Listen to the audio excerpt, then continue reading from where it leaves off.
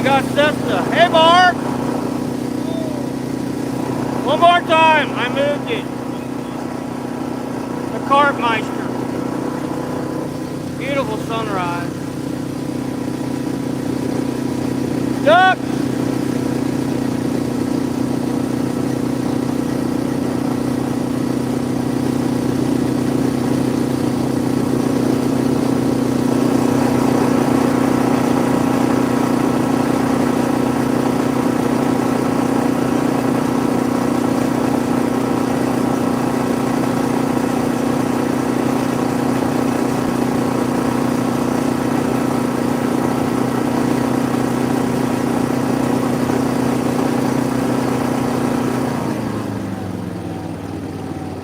Morning, everybody.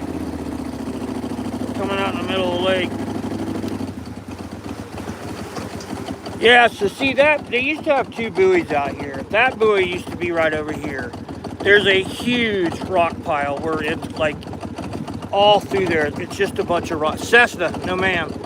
There's a bunch of rocks. So you got like you saw how I just ran that? Don't cut across any of that unless you really get used to it. I mean, I know I can run across there, I know how to run across there. But it's still, if you miss up by 20 yards, you're kind of screwed, you know. Johnny Small Pepper, man. Hey, brother. Thank you very much, Johnny. I appreciate it.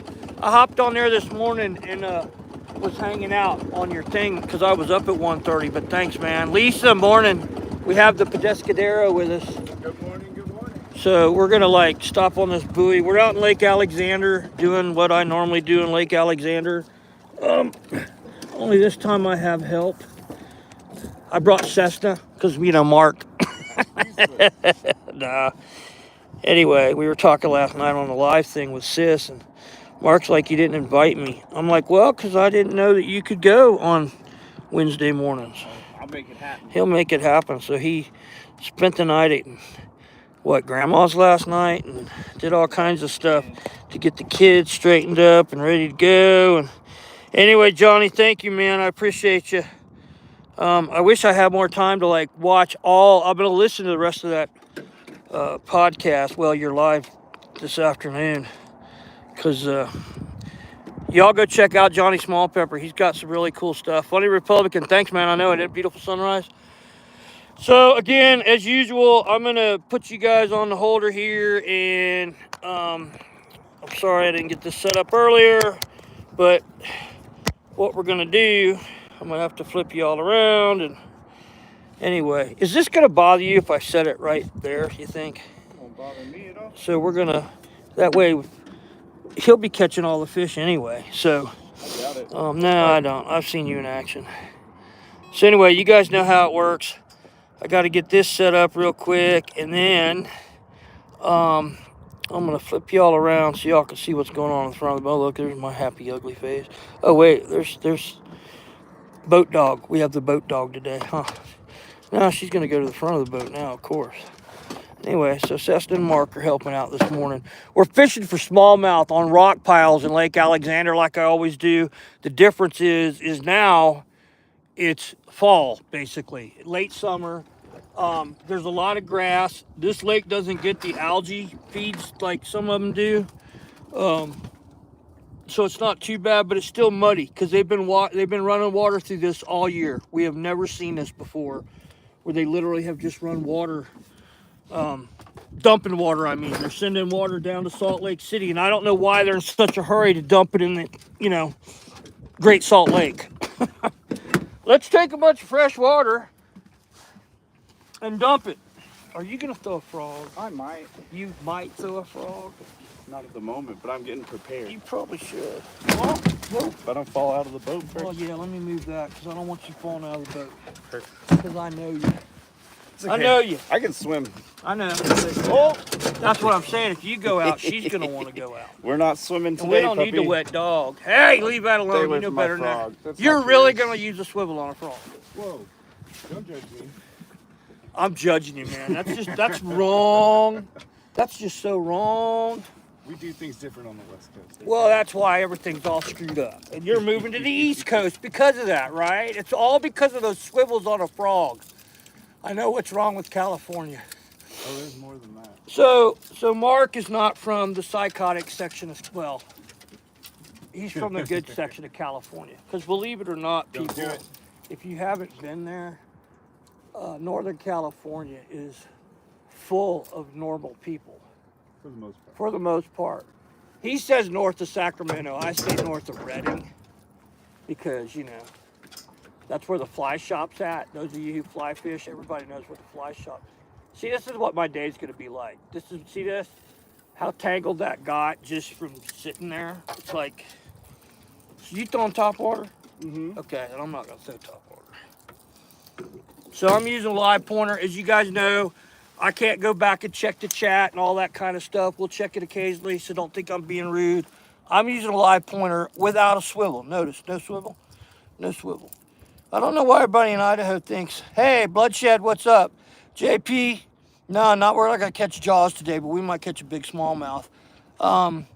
Alex, welcome. Like I say, you guys know, my sis or somebody will be on here. Johnny, I know you don't stick around for long because you got other things going on, but I've been meaning to do that anyway.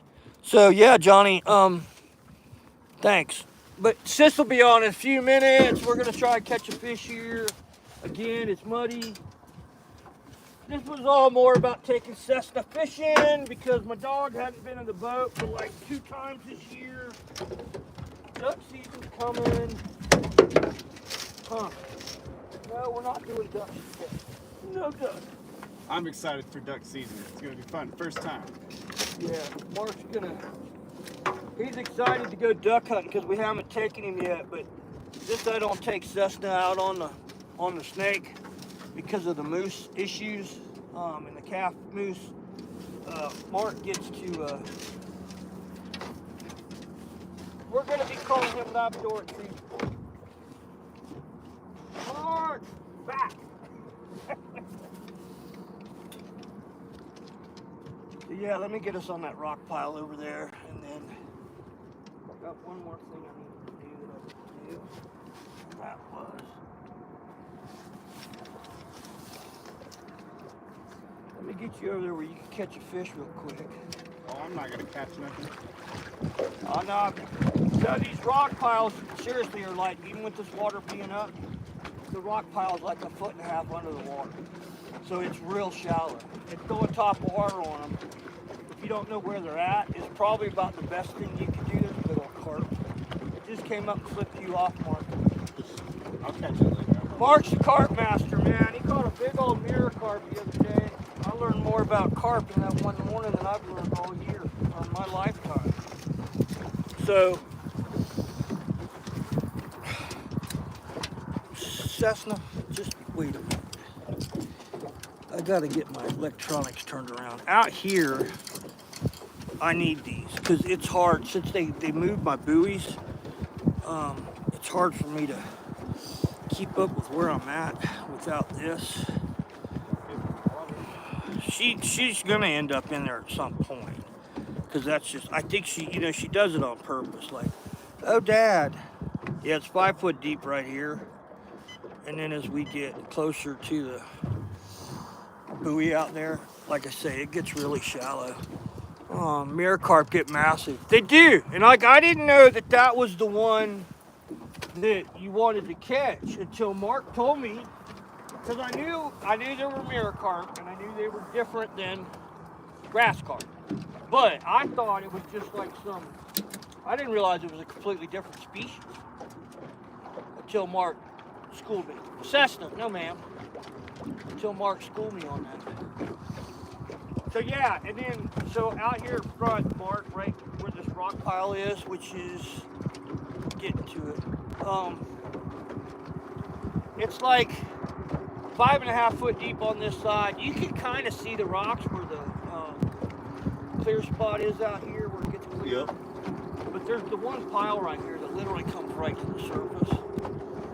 And they usually are stacked on the other side. It's about 9 foot deep over there. But again, it's stained water today. Kind of muddy. Looks like we've got an algae bloom going on. So top water might be the way to go. Or putting it right on that rock pile where 4 foot of water here. Yeah, like I say, right in front of you, it gets shallow all along. Anyway, I hope everybody's having a good day. We're fishing. You can see beautiful sunrise. My dog's happy. I have 2 dogs at the house that are not happy at all. Like at all. Yeah, 4 foot. Like I say, it gets shallow up there. But those fish hang out in those rocks, of course. And,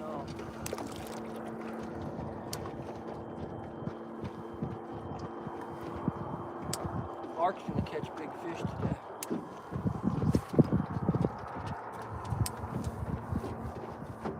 And I tell you, I stayed up there on that bend below camp out on Snake the other night. Yeah. And you know, the night before, they were just going nuts. Rainbows were hitting, there was a hell of a hatch going on. The browns were up eating the rainbows in the river. I mean, it was like, and of course I'm sitting there with a 300, blackout in my hands, trying to shoot a cat across the river. I set up across the river, put the call and a decoy across the river, then I went, back on the other side, and the fish were going nuts. So I thought, okay, well, Sunday night I'm going fishing. Oh yeah, I caught one little tiny rainbow. The hatch started happening at like after dark as I was leaving. Because of course then you can feel them hitting you in the teeth. Cruising back to camp, they just didn't want to cooperate. So, I'm going to turn around here. We're going to get on the back side of this.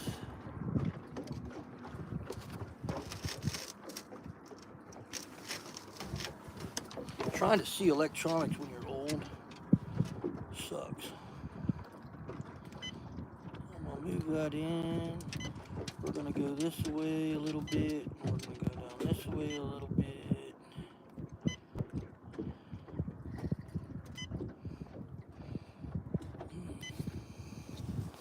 Alright, now let's get in there and catch a fish. Yeah, you see how stained it is?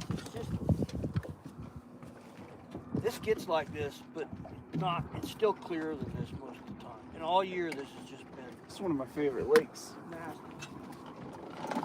This and You like Oneida better though, don't I you? do like Oneida better. See, I've only fished Oneida for like 10 minutes during turkey season one time. No, get out of there. You don't need to get a hook. Oh, hey! You know better than that. No hooks in your face. Get out of here. No hooks today.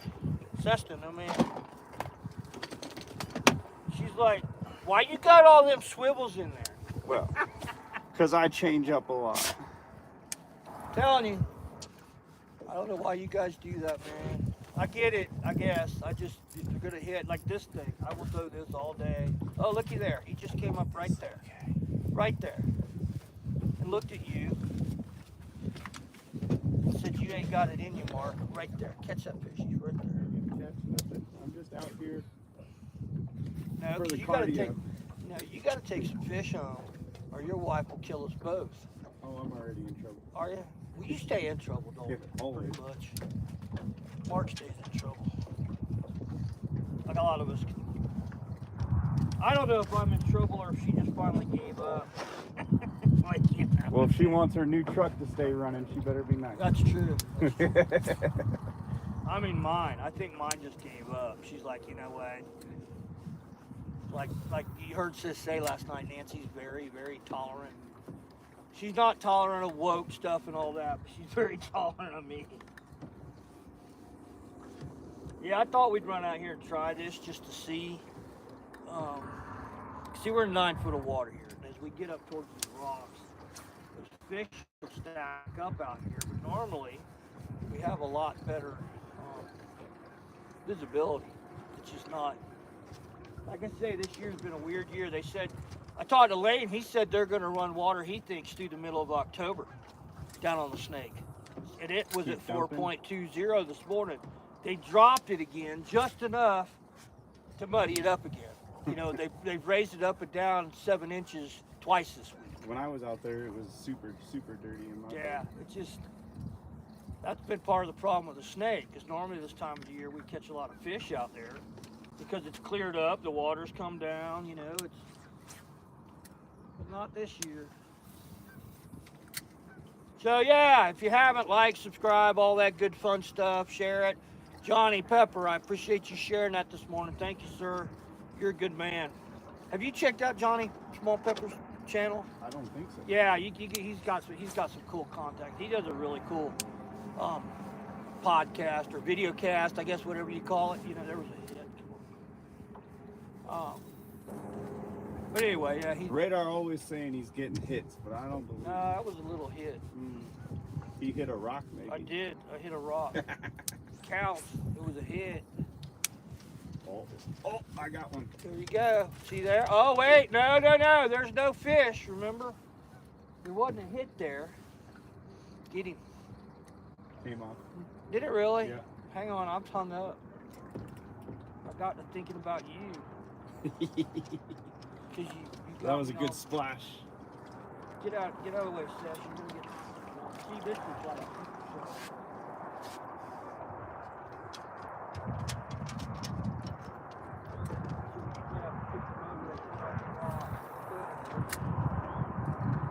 We're very careful with these because these are very expensive lures, so we don't jerk on them. We just go get them.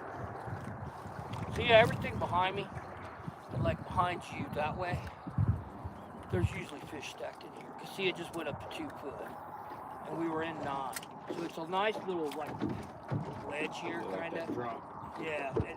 And the thing is you don't catch them all the way along here. You'll find them, and they'll be right there, and you'll catch 5, 10, 20 fish, and if you get out of them, you're done. And I haven't figured. But then the next day, they might be, 40 yards away in the same hole. It's just kind of. What were you throwing? Top water. That damn swivel, man. I'm telling you. Hey, it works. That's why you lost it. That's why you lost that fish. I lost it because my drag was too loose and I couldn't set the hook. You gotta rip lips. Why'd you do that? I had that big old frog on there. That's what happened with Race the other day when he caught that big smallmouth. I told him, because he was using my ultralight, the expensive ultralight, and I said, just be careful with it, but it's got 4-pound test on it. If you hook one of those big browns down there, you need to like back off on that drag. Well, he never turned it back off, so the fish is just taking off, and it took almost all the line out when he realized, oh, I have to tighten the drag back down. So he comes, you can hear him hollering, and then Tristan, Aaron's son, comes running back up there hollering, like we need to get the boat to go get this fish so we can chase it down. And then Race is like, never mind, I forgot to tighten the drag.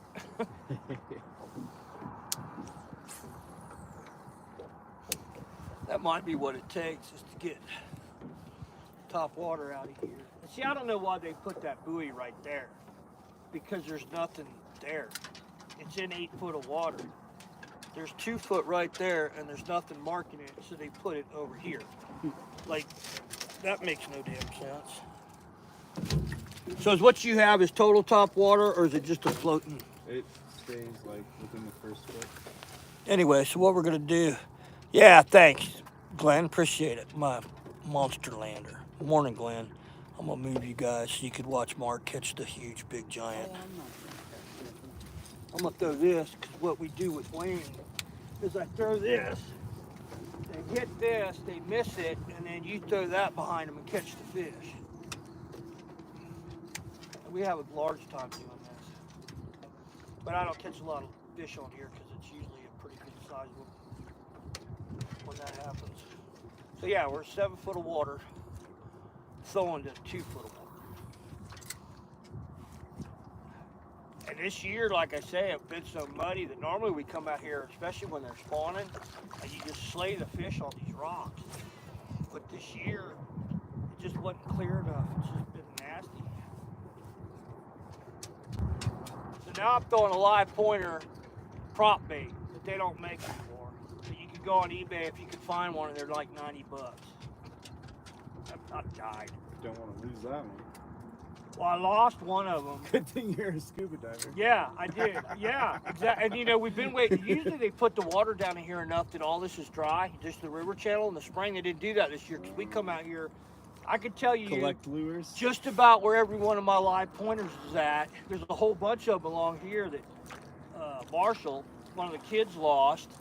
And I was like, it's all right, I'll go get them in the spring. Yeah, well, they didn't leave the water down enough that I could come do it this year. So, yeah, it's been slow out here this year from what we normally have. I mean, we've had a couple good days, but this water being the way it has, it's just...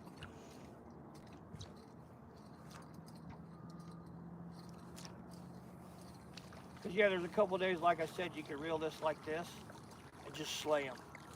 That's all I was doing. Throwing it out, reeling it in with a tiny torpedo or this one and just kicking their butt. But this year it didn't happen.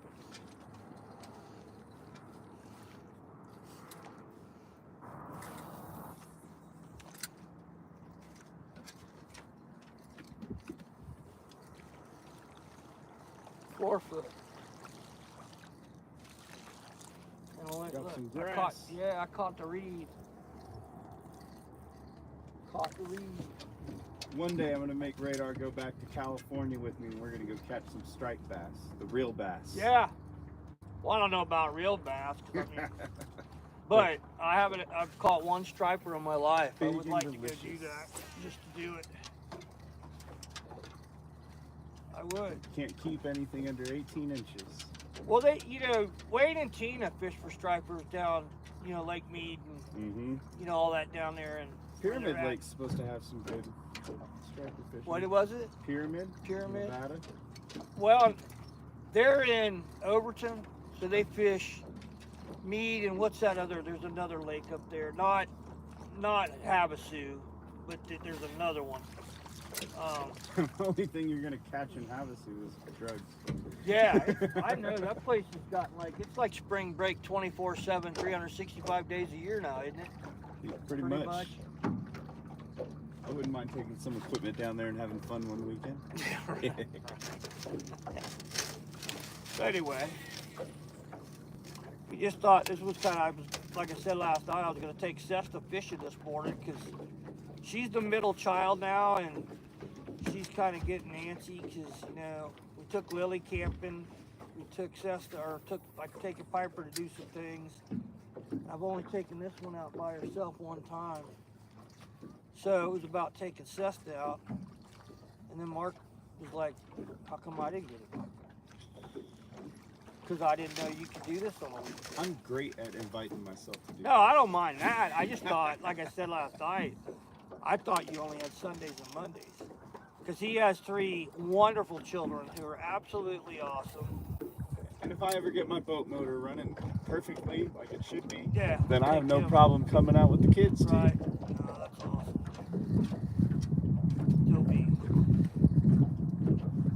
It will be a force to reckon with, too. Oh, Katarina outfished us last weekend when we were out here. Well, that kid, she's adorable.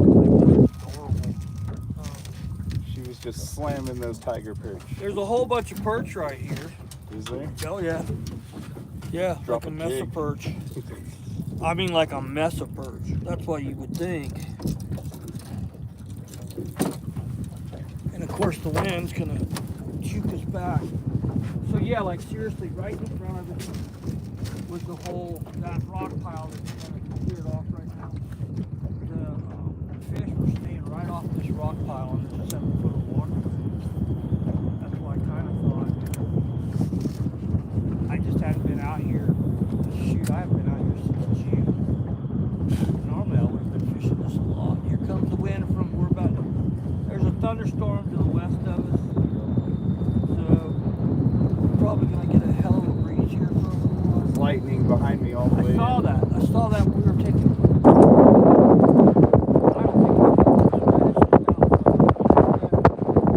Rocky Mountains, man. The weather can change in 10 minutes. It could be snowing in July.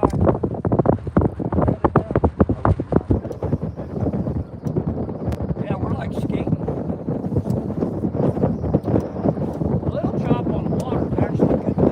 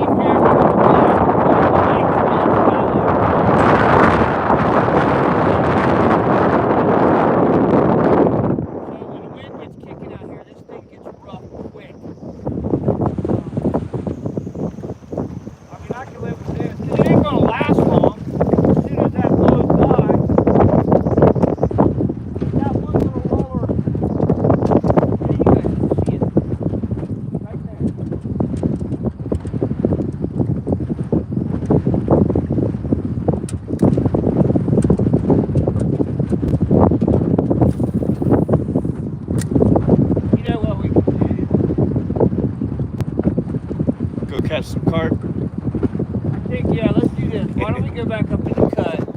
Because that way we're not sitting out here because there is lightning in that. Yeah. And then in the cut we'll be okay. Because out here we're sitting in the wide open. And I mean, I don't want my dog getting struck by lightning. Mark would probably be okay.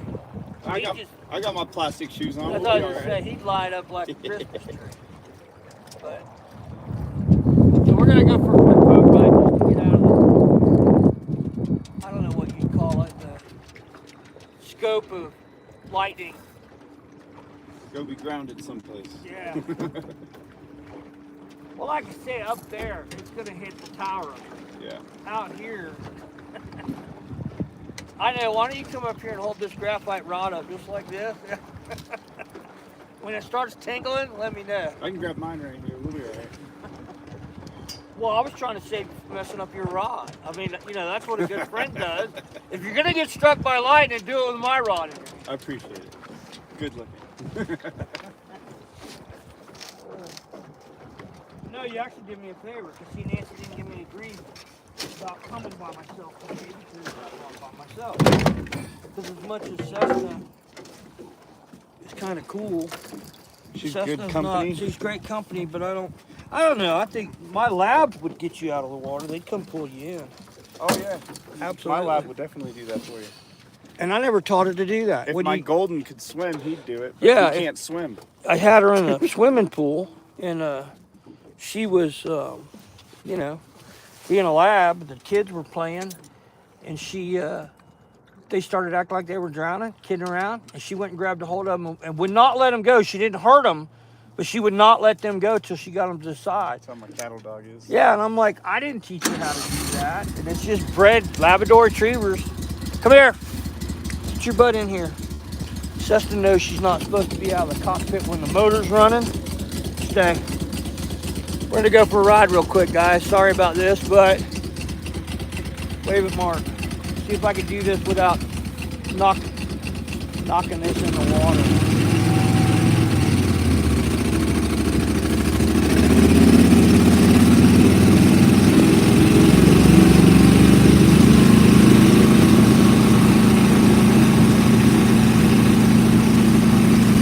Got beautiful views.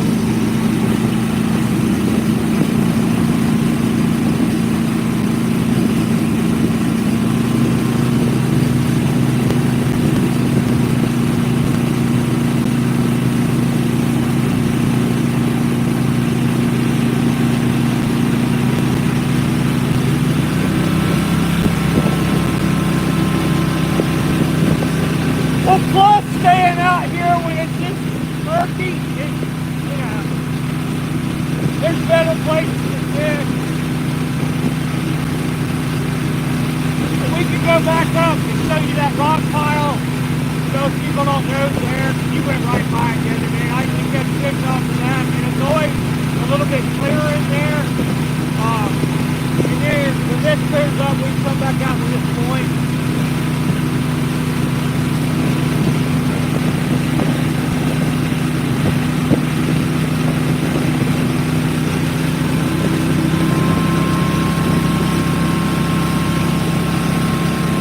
Got 5 degrees warmer. Yeah, I know it. That's that outflow.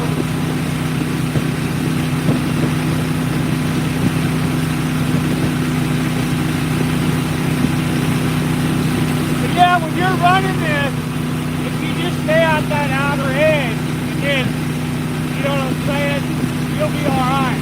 But then right here, it's only about, well, right now there's about 4.5 miles of water. Here, yeah. That lake over there actually good sometimes. Because right off the bank where those reeds are at, it drops off to 40 foot. That's where we were catching all the birds, yeah.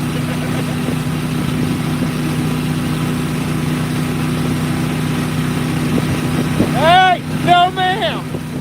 Thank you. Knuckle-headed dog.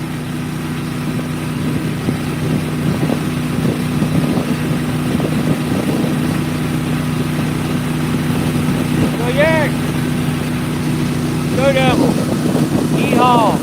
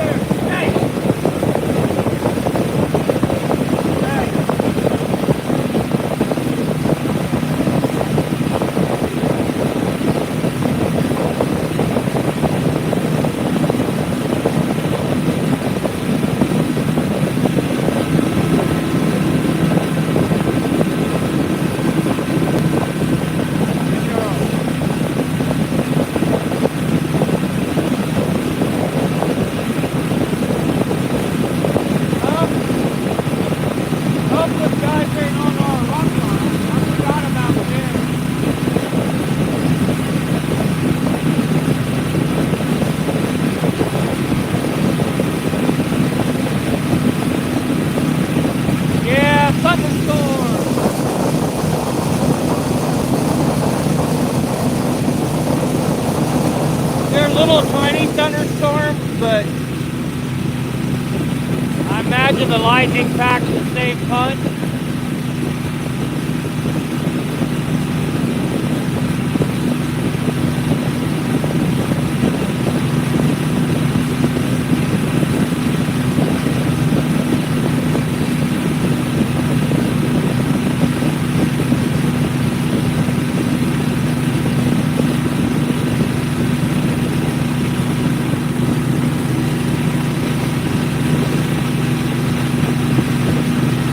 System off. Off.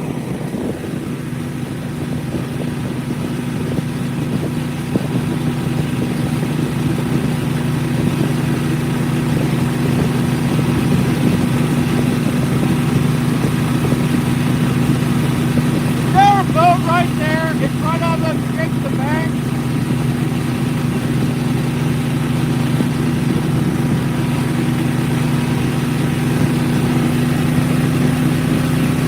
Yeah, they're on the run. Two boats on the lake, and one of them's on a rock pile.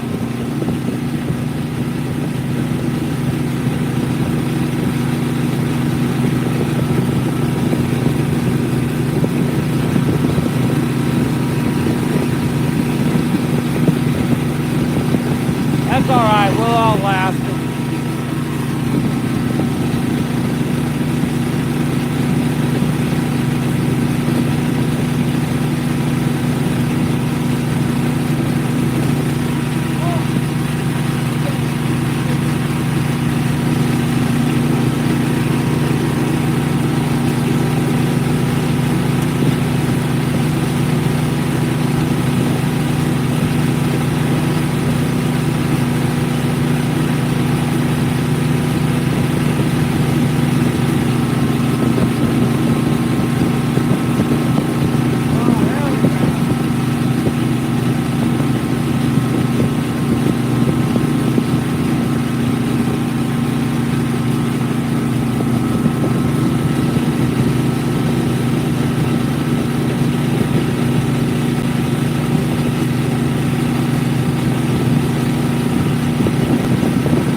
System off. It's like completely loose. He knows better.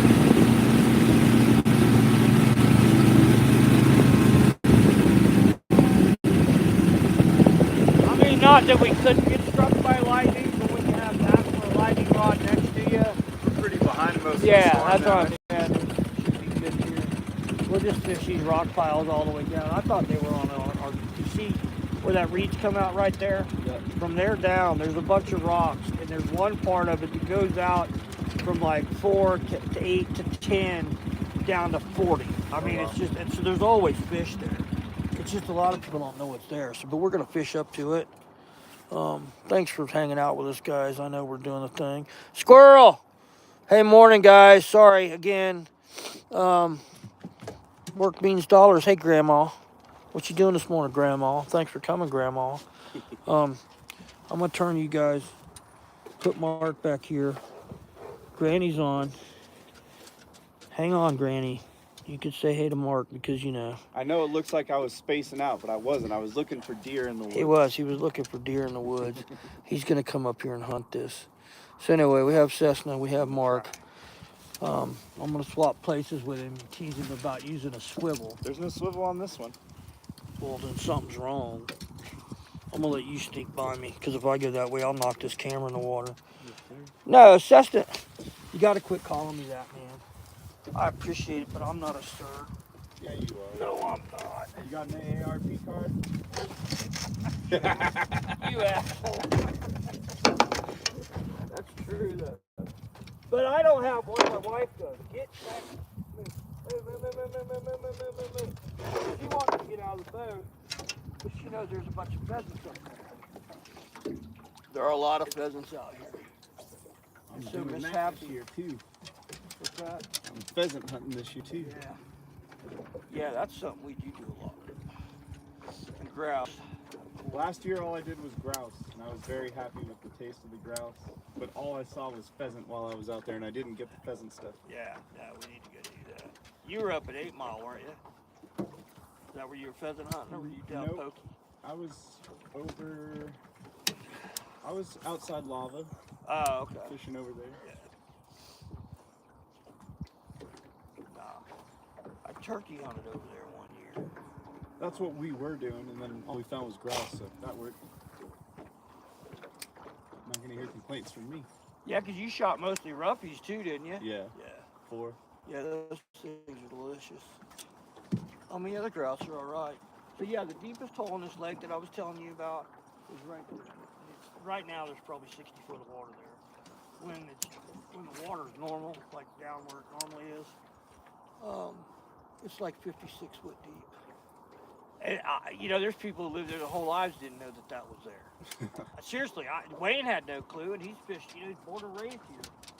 And I was like, you got to be kidding me. But see how much clearer it is in here, and The wind doesn't mess it up no, as much. plus the static crap of that out there, where it just it doesn't have that current flowing through that whole lake. The river channel clears up a little bit easier, but it's just when it gets muddy, it stays there. And there's a lot of blooms going on with algae, so anyway. This lake's pretty good with the algae. Yeah, it's not there. Did you get out in Blackfoot then, in Oh, yeah. Blackfoot Reservoir? We were out probably a mile and a half. And it's a mess, wasn't it? Yep. Yeah, it's hard to fish. And the other thing all those guys do up there is they troll it, which I've never understood this. And I did troll. I trolled too. They catch a trout, but instead of stopping, they keep going. And I'm like, when you catch a trout, stop. That's where they're at. And so we had a little, like all of us camping out there had a little tournament one year, a few years ago. And I caught, I don't know, like a 7-pound cutthroat, native cutthroat. Took a picture of it. You got to turn those back. Yeah. And I told Eric, let's stop and fish this. I caught like a 8-pound rainbow and another like 5-pound cutthroat. So the rainbow, of course, we took back. And that won the whole weekend. And because they were like, well, what were you doing? Exactly what I told you. I was, I'd use a live pointer and they know about it. And they troll with it, but they get into the trout or the fish and then they keep going. Gotta it's make like a loop at least. Yeah, if there's one there, there's usually more. And they use swivel. So what do you expect? I mean, that's why they don't have to stop. That's right. They don't have to stop. There should be a bass right in here. All I see is carp. Well, put on your fireball. Thought about it. You should. You should just soak bait. And then about the time you do that, I'll start catching fish. Cessna, what are you doing, sweetheart? I can't see through your tail. Knucklehead. But yeah, it's always a lot nicer in here. And that's the one thing about this lake is you can come fish it. There's just about any time because you can get in this cut when it's windy and usually find a place to get out of the wind. Like where they're at, they're probably perch fishing. Yeah, I didn't come this far down. I was out in the main channel a little bit. And then we just came in and tucked into that cove across from the boat dock. Right. It comes across here off of that point over there. That's why this hole's right here. Because the channel kind of comes out and makes a big bend, like a sweep back here, whatever you want to call it, a horseshoe. We're about to catch a fish. There's a carp right there. Yeah, like behind us, there's a few rocks, but it's mostly until you get in that channel. It's just, there's probably some grass in here though. If you were to try and soak in one of your fire corn things. But this is where I came to set up to catfish that night, was in this hole, along this edge of it. Because, they got to come up on the flat up there. We catch catfish next to the boat ramp on occasion. I still have never caught one out of here. And I haven't caught one on bait in here. They've all been on a live pointer. And which is just crazy. Channel catch, they'd rather eat live stuff anyway. But Anyhow, I came to set up, and that's when those guys were out here, you know, doing their midnight frickin' wakeboarding, drunk off their asses. And I kept thinking, I'm gonna have to go save somebody, because, you know, they were hooting and hollering, carrying on. Anyway. They're over there rowing their boat. What's that? They're over there rowing their boat. Row, row, row your boat. Go ahead, start. Row, row, row your boat. Gently down the stream. No, no. I need my banjo. This just won't let me get my banjo out. I was gonna get my coveralls on my overalls on last night. My no neighbor shirt, has a banjo. He'll play with you. cowboy hat, you know. I'm gonna go to top water and see if I can catch fish. That's what I did. I do really good without my swivel on top water. You know I gotta tease you. Just don't get as much Watch that. I'm gonna leave that there for a second while I take his jacket off, because Getting warm. it was 65 degrees this morning at the house at 4 o'clock. It was 60 70 when I left Pokey. It was 64 at camp. It was a degree warmer up here, 2,000, almost 2,000 foot higher than it was down there. And I was like, I know I got your tail, didn't I? Look at all that fur I just pulled out of your tail, you knucklehead. There, see there, first thing. This is where we caught the bluegill. Watch it. There it is. Come on, hit it again. Look at that. Little bass or bluegill playing with it. Watch, some big old giant one's gonna come up and knock the heck out of it. Put on your bluegill stuff. But this is where Cole caught that bluegill. It was right here. On top water. Doing exactly what I'm doing. See, I say bluegill, and it gets all excited. Starts jonesing me. Oh, well, I'm not going to catch it. I missed my fish already. You did. You probably, that's a good one right there. You probably just catch him. Put it right on top where I just got that hit. Yeah, there you go. Catch him. He's going to hit it right there. What are you doing, man? You're not holding your mouth right. I'm trying. You're gonna fall in again, dog. That's her plan. She did. She fell in the other day, and she made it look like as much like an accident as she could. You know what I mean? She kind of slid off. And, Oops, sorry. yeah, oops, and then because she wants to get up on the bank over there and go chase pheasants. Because there's a mess of them in here. But I don't have permission to hunt that. There's one right there. So look at these. They're little. Oh, missed it. Probably ought to put on a tiny torpedo. It's a little bit smaller than this thing and start catching fish. What would happen? But do you want one? I mean, I'll keep failing with this a little longer. Let's see what happens. Because I did get one good bite. did you? Well, you sure wasn't a rock. I'm positive it jumped. It jumped. Well, the one out in the middle of the lake doesn't count now. This is top water cut fishing. I'm using top water.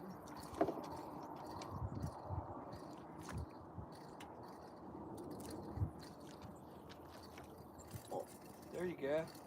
Good job. He's got the monster. That's the biggest. Wow, look at this. It's a big old water heifer. Oh, yep. Congratulations.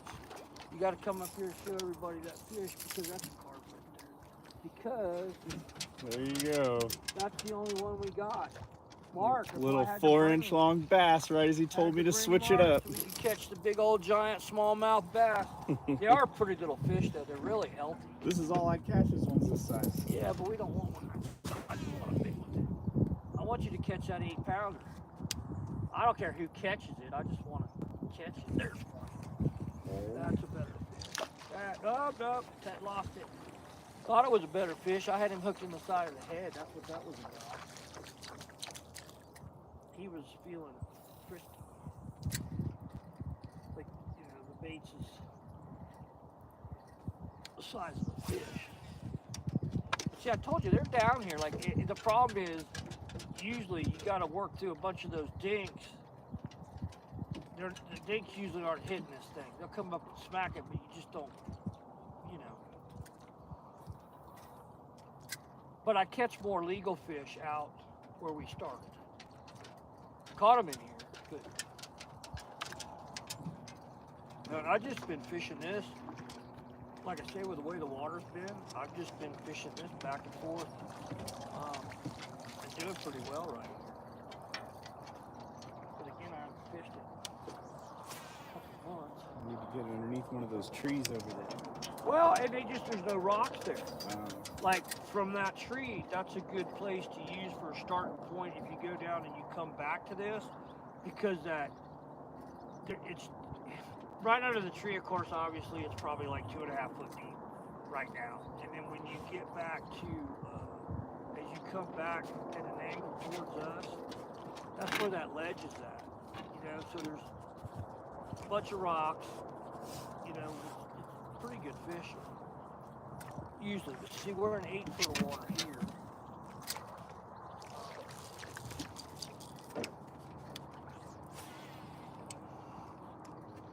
So yeah, we figured we'd come out this morning till about 9:30, 10 o'clock.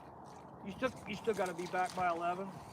I'm an adult. I can do whatever I want. I do. Grandma's taking the 2 oldest ones. Oh, there you go.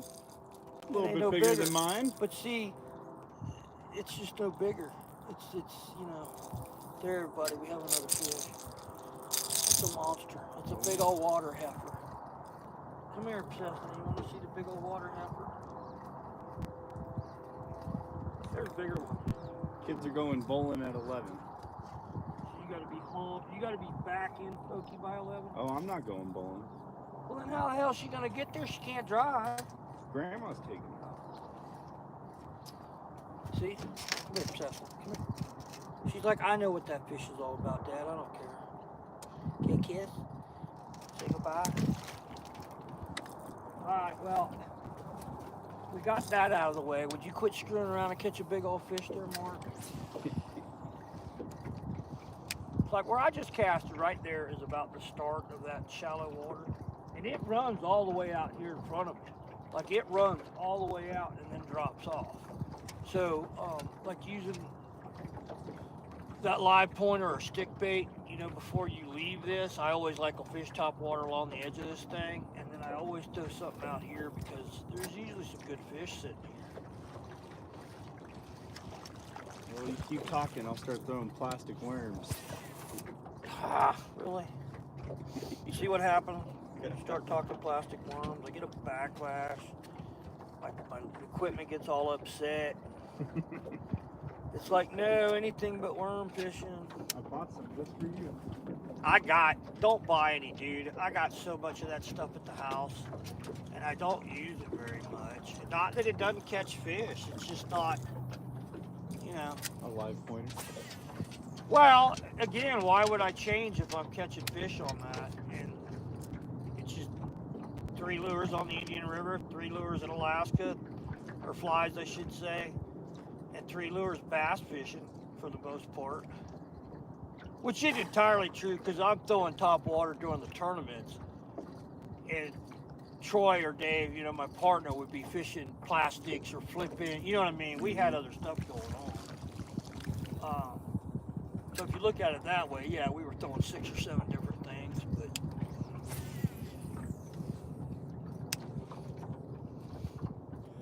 that ought to be good for fish. But yeah, when they start spawning in the spring and when the water temperature hits that 58-degree happy mark, they get up in here pretty thick, and we catch some nice. That's when we catch our keepers off this rock pile. Usually is that time of the year. That live pointer real quick. But you're supposed to be back there taking care of the submersed bait thing. I might switch up in a second. You guys know how you meet somebody and they're like instant friends that you can tease? Yeah, that's this guy, because he teases back. Bluegill are like sunfish. They're everywhere. Yeah, they are. Winnie. Is Winnie here? See, it's hard to see this doggone thing. Yeah, fly fishing for bluegills is a hoot. That's why you need to take the kids down to the Johnson Reservoir. You'd have a ball, because there's actually bluegills and bass in there that are largemouth bass, too. There's bluegills in there that are worth going fishing for. I mean, they're good sized ones, you know. How far away is that? And you can take that doggone. See, I thought that I'm gonna pick up a bunch of grass doing this in here, I think. Take a popper with a fly rod and just slay them, you know, right off the bank. The kids would have a ball.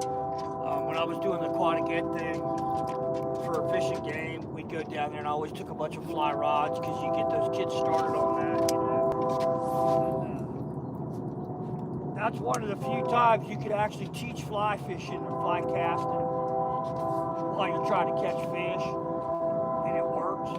You know what I mean? Yep. Otherwise, you're trying to catch a fish, not concentrate on the casting. But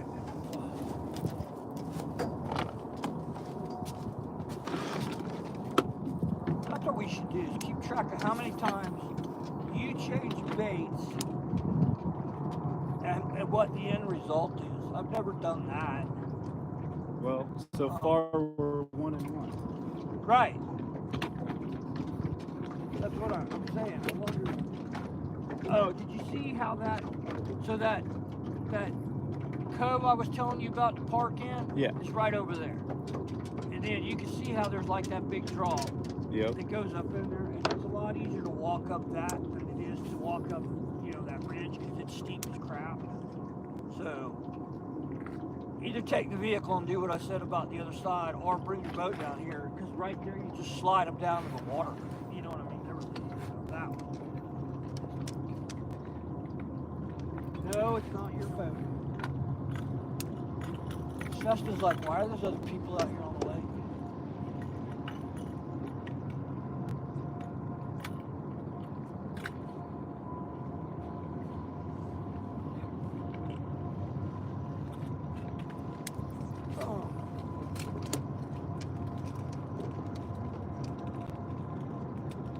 Yeah, because you pretty much need to take a carp home, don't you? Keep Mama happy. Oh, she doesn't care as long as I bring home something. I mean, I'm just thinking if we make it a thing where you always bring a big carp home or something to eat, then maybe she'll always be cool and you won't be in trouble when we go fishing. Maybe. Wishful thinking. Well, we can dream, can't we? Oh yeah. She'll be more happy when I bring home deer and turkey. She'd be happy when you come here and bring home a deer, wouldn't she? Deer, turkey, Yeah. some sort of meat. I have a dream that I won't be in a bunch of trouble. I've spent 3 seasons in the woods walking around looking for turkey so far, so I'd like to get one this season. Well, you ain't got to walk around and do that next year. You're going to be the #1 project to take. That's nice. The #1 project to take to the blind so we can get you a bird. Dang.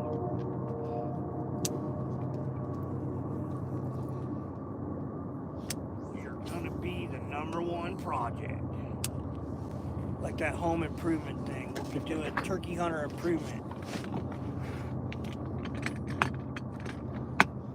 With the Pescadero turkey hunt. I had one little hit. Well, that ain't fair. What? You're gonna catch a whole bunch of little perch. Give me my corn. No, you can't have no corn. So he's wimping out and going to bait. This stuff actually works. Fire corn. Fire corn. It's good. I didn't bring worms this time, so we'll see how well it No works. worms. I usually pair it with a worm. So. Yeah, but then I gotta slow down. See, this is what I get mad about. Is it's like how this could get that freaking tangled up, From sitting there. like literally, and then I have to stop what I'm doing, and it's not just hooked.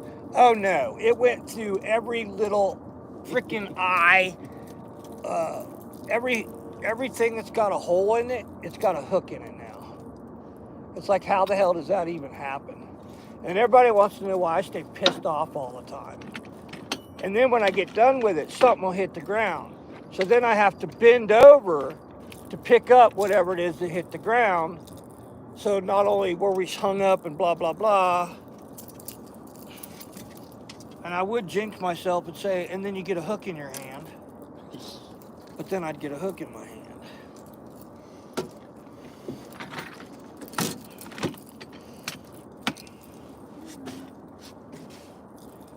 You know. Yeah, that's what I'm going to do. I'm going to go ahead and go with a smaller. I'm going to change baits. That's what we should be doing. We should be timing how long it takes me to snip. Okay. Like how much time you actually gain by using a swivel. A lot. And how many fish do you actually not catch because you're using a swivel? Well, I got snagged already. Well, I told you that was going to happen. You just... We'll go get it, but hang on. Because I got to do this before we run into the bank. But see how that is? See how that went through the very smallest hole? Like, I couldn't get that in there if I wanted to. And that's where it went, you know? It's like, seriously?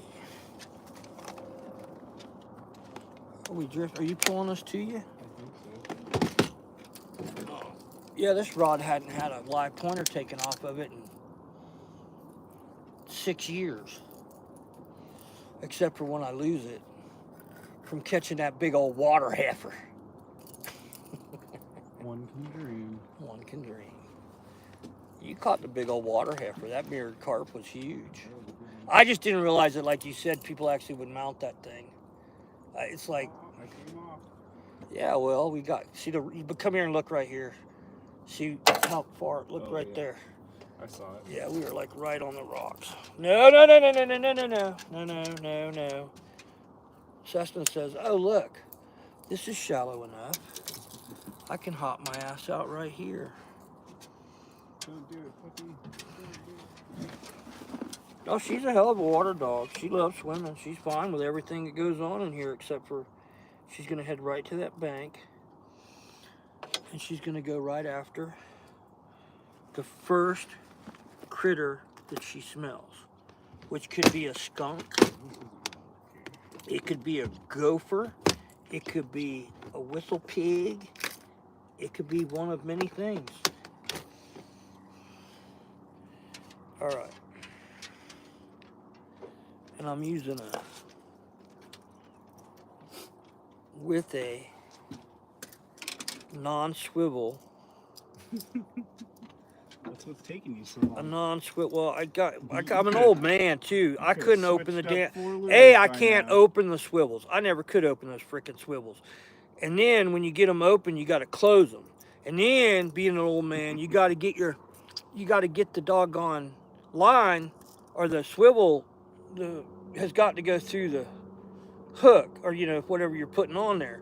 So there's like a whole bunch of big double, oh crap, whammies for old men trying to use the swivel. It's easier for me to tie a knot. Yes, sir. It really is. No, sir, don't.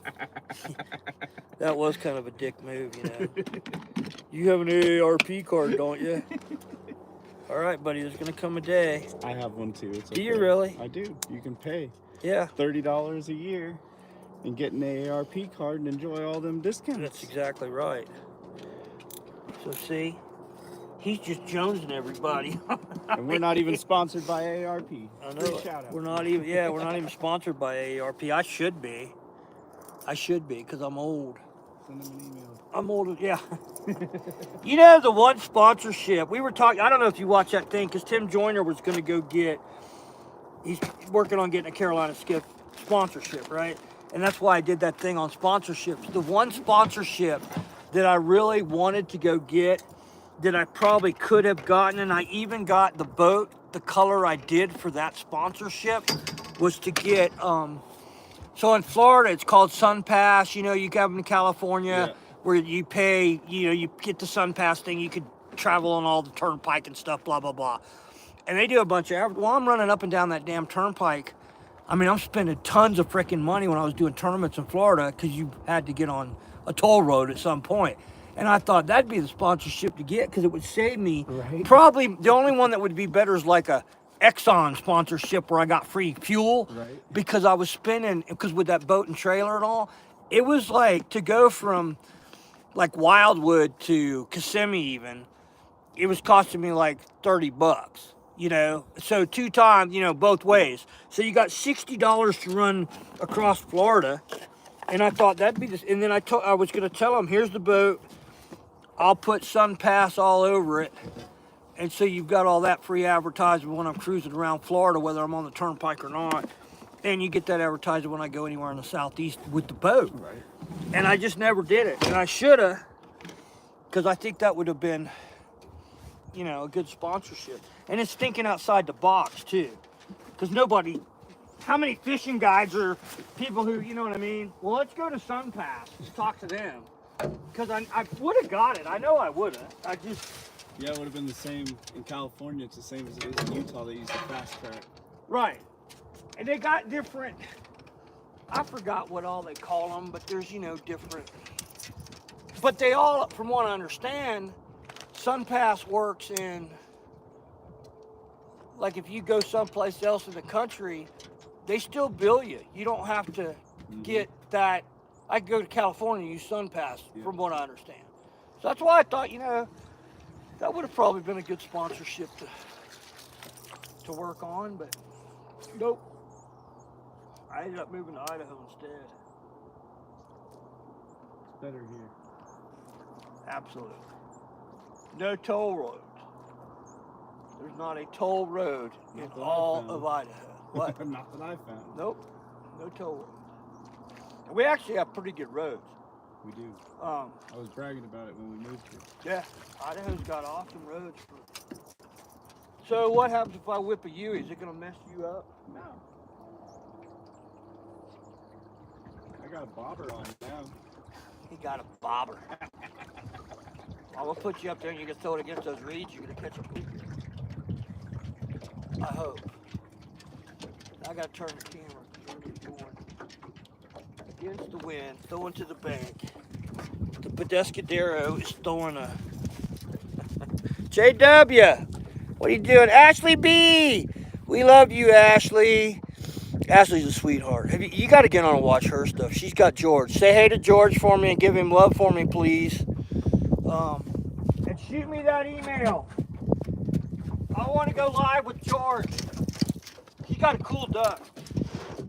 He gets excited every time I get on there because I'm so damn loud. It can't help but hear me. Through the chat, mind you, you know. But yeah, he's cool. George is a cool mouth. She's in the upper peninsula of Michigan. And she was actually chilly, colder yesterday there than it was here. She had jeans and like clothes on.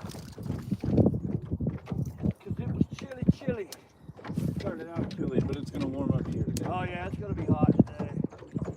It's supposed to be, you know, 98 to 102 till I think Sunday down at camp.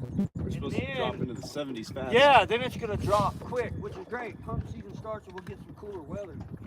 That'd be awesome. I was really hoping to find at least one deer in the woods today. Well, we ain't in the woods. I'm looking at the woods. Well, plus that dude, those guys from the boat over there. Yeah. Not that the deer really care, but see right here's a good place. You know what I mean? They come out of that draw. That's what I was thinking. I still would say first day, go over there to Second Bridge.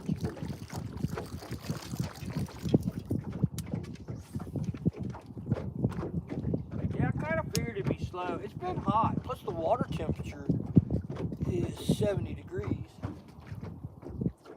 Which has been steady this year because of the, I'm sure it's warmer up there, you know, in the shallows where we were at with the murkier water. But it's been like that because they've been dumping water. This water temperature's been at set. Oh, look at that right there. Did you see that? That was a nice fish.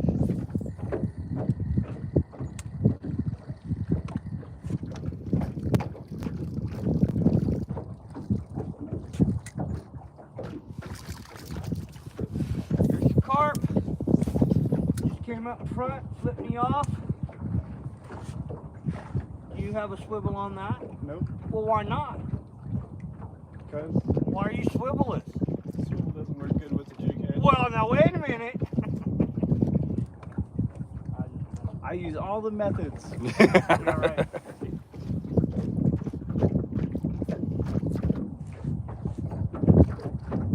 Look at the duck. In a couple weeks, you won't be doing that. Well, now they'll be doing it. Aaron would be shooting at him too. So I had a talk with Aaron. So Aaron, Dr. Altenberg, hunting buddy, he doesn't duck hunt, he pass shoots. And there's a difference. People don't understand that.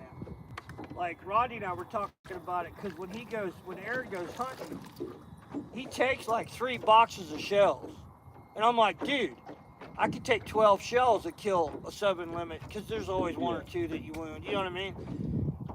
So this year we told him you get 12 shells. And the look on his face. And I'm like, yeah, because we call ducks in. I mean, that's duck hunting. There's a difference between pass shooting and duck hunting.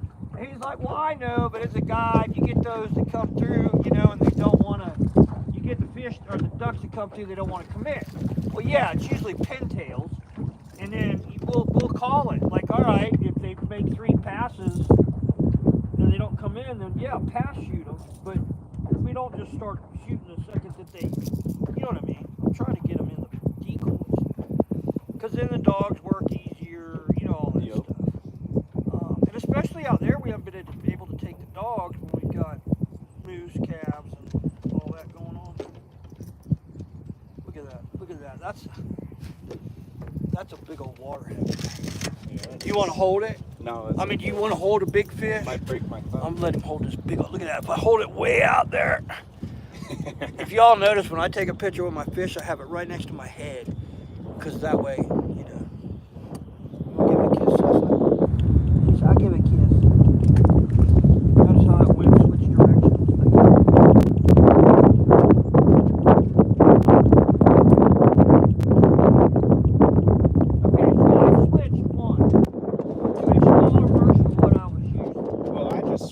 This time to try to catch a carp. Right, but we're still keeping, so that's 2 fish for me and 2 for you, because we'll count the one you hooked, just because.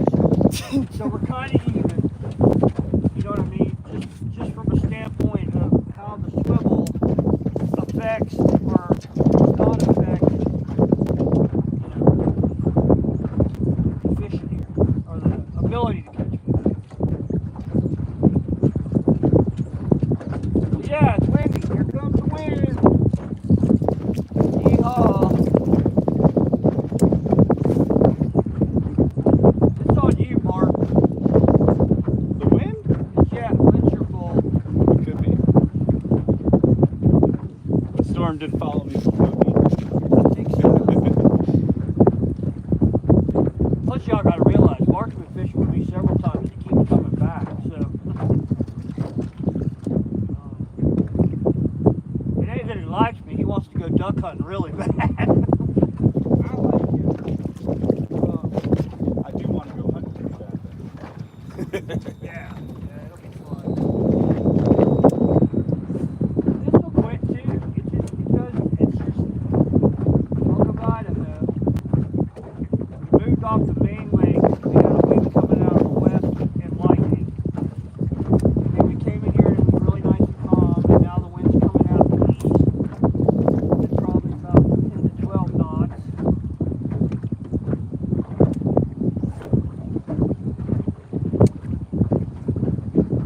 I'm trying not to move too much because you're just floating that thing, aren't you? Oh, I got my bail open. It's just hanging up back there.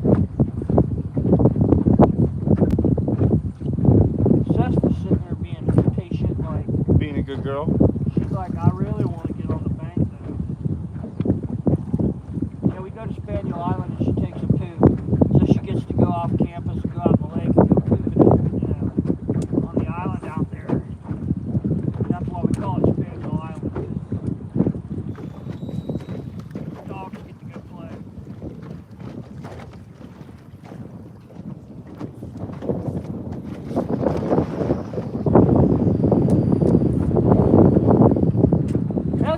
chill out at any time now, thank you.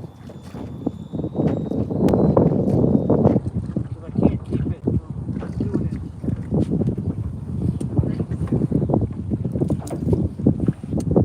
Trying to keep you swinging around back there, but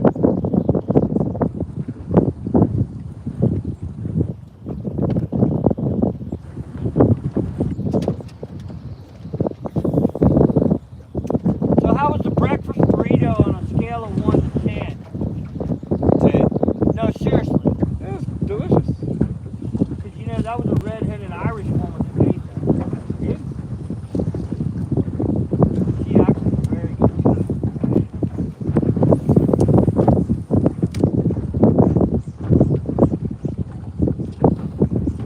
Come on, fish. It just never fails. And it wasn't about fishing as much as it was getting the dog out this morning, so that mission's accomplished. And then we brought Cessna too, so.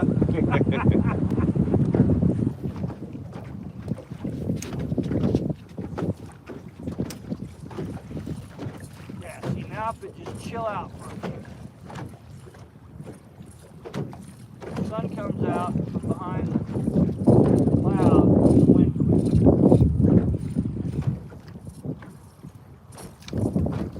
Yeah, see, it's still kind of murky in here. It's not as bad.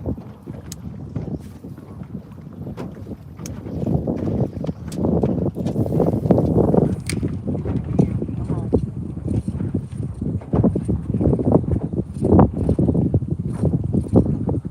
I figured you'd throw that bait up there to catch Carp Master. I don't think it's gonna work without a worm. I think that's my secret sauce right there. Worm with the fire corn. 1 worm and 3 pieces of fire corn. I've got a fake grub on here, but it's not doing the same thing. Well, we can go up there and find you some earthworms. There you go.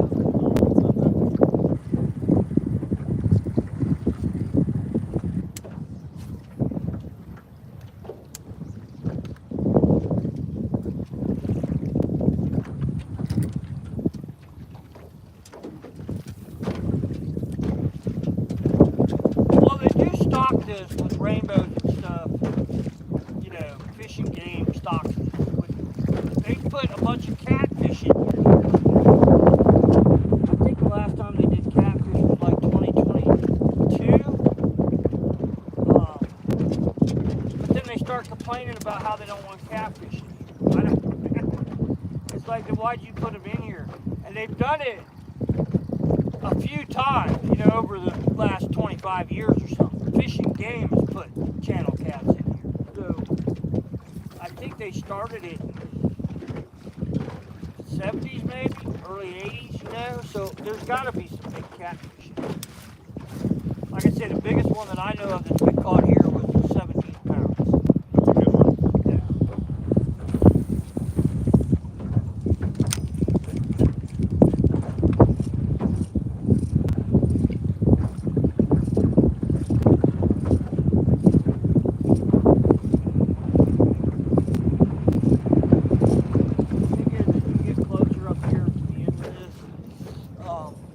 It gets deep really quick, so it's kind of like your strike zone, literally, you know, 17 foot, 10 foot off the bank or off the reeds, and then it just drops off so deep, especially with top water.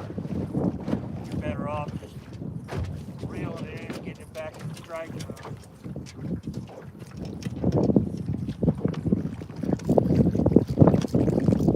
Cessna's like, come on, Dad, you're slacking. I don't see the big fish.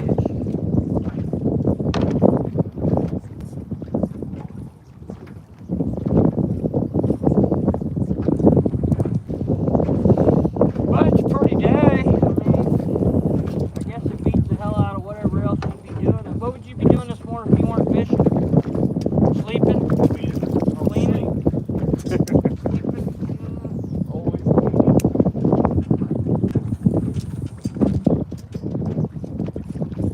Dogs, 3 cats, Yeah. 3 lizards, snake, turtle, rabbits, chickens, ducks. Yeah. It Never ends. 3 kids, 3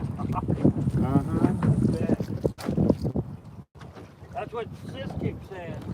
'Cause she's got the same problem. There's 4 people in that household. It seems like she's the only one that cleans up. Like she was saying last night, why are there 45 cups downstairs? There's a big old carp just smacking over there.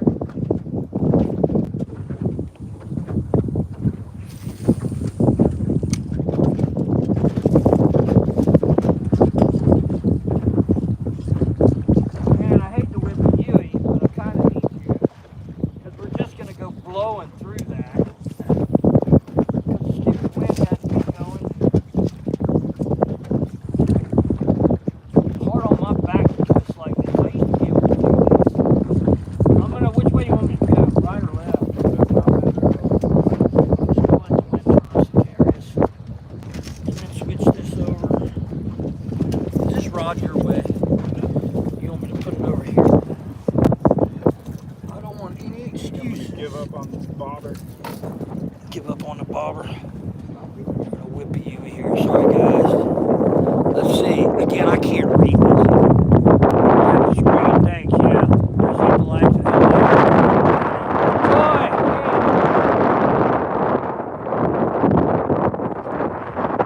We're gonna blow through this pretty with the wind, of course. We're doing like 6 knots. It's faster than my motor is. Yeah. Session. We take session.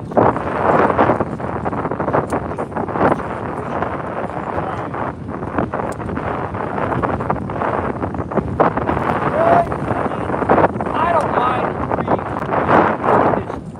It's 15, 20 knots. It's starting to get hot. Yep.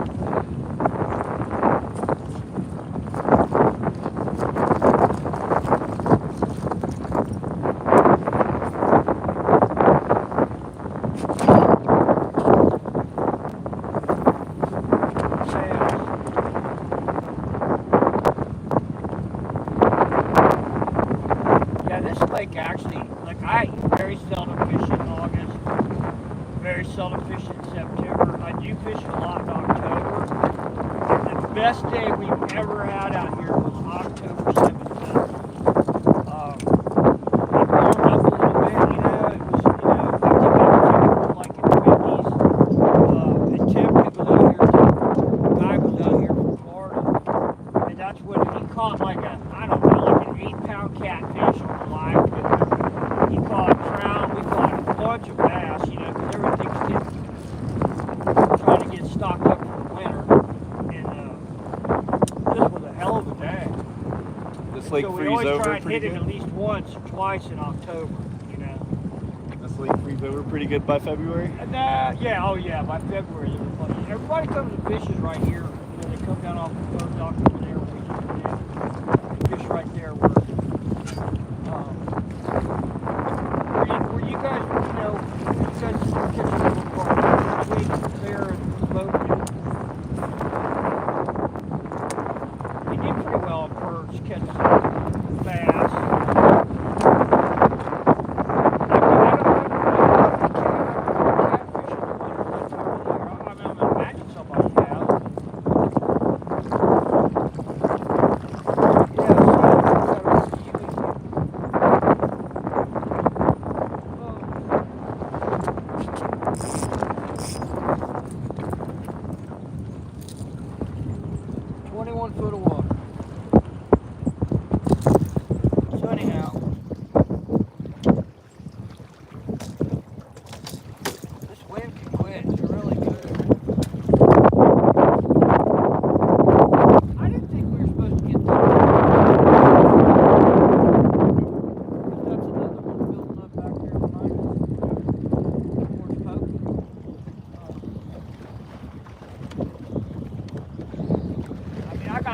Motor on 60%, and we're not like making headway very quick.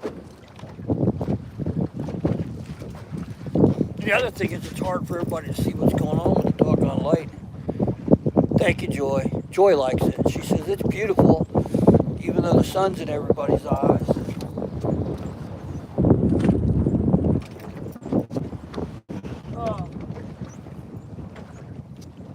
I don't know. It's kind of cool that it's not growing real fast. Like we have most of the same people, so it's kind of comfortable to be on YouTube. I guess is a good way to put it. You know what I mean? We don't get a bunch of idiots in there every now and then, but somebody like Joy and them or you know, take them out pretty quick. So I don't care what they say. I don't like them getting nasty. Tracy, you know. Right.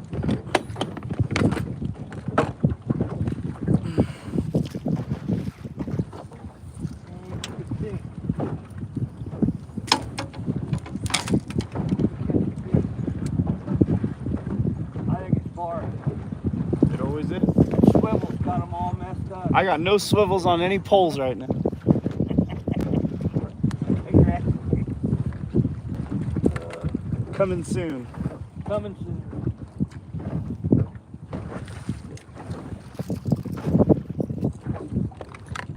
We use them offshore because you have to.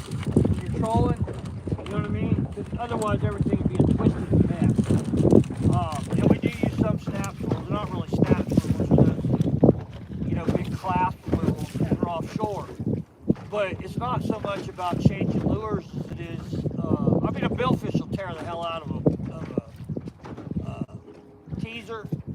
You know, and you got to change them. Yep. But again, you don't have to do that very often, so you can tie them. It's just more about keeping things from getting twisted. And like in that current down there with some things, I can see using it. But again, it's like you're in the current, if you get the line twisted, like saying, you get your line twisted in the spinning rod, you can always take whatever off, let the current take the line out and get the twist out of it. You know, it's not like you got to go move something. So down there, it's not as big a deal. But the thing that gets me is like Wayne will have, and I see a lot of that, is they'll have a swivel. It's almost as big as the MEP spinner they're throwing. And it's like, yeah, that ain't going to work. Like you're going to catch a big fish, but you'd be better off, you know, getting a 4-pound test and an ultralight rod with that.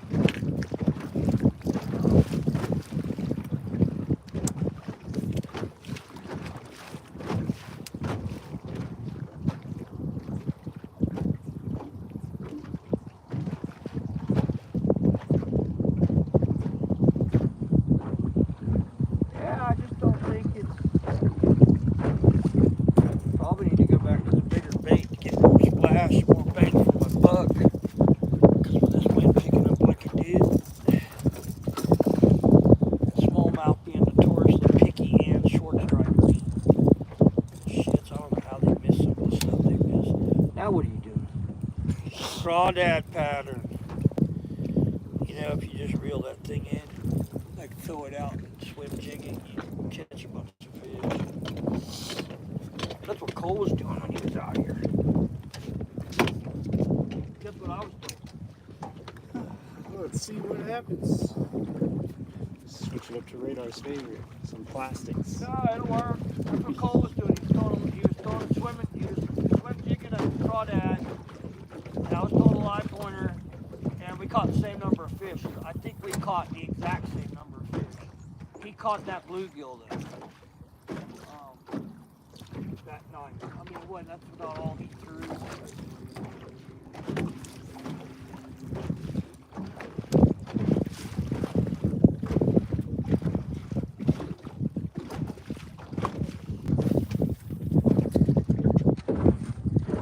A lot of rocks.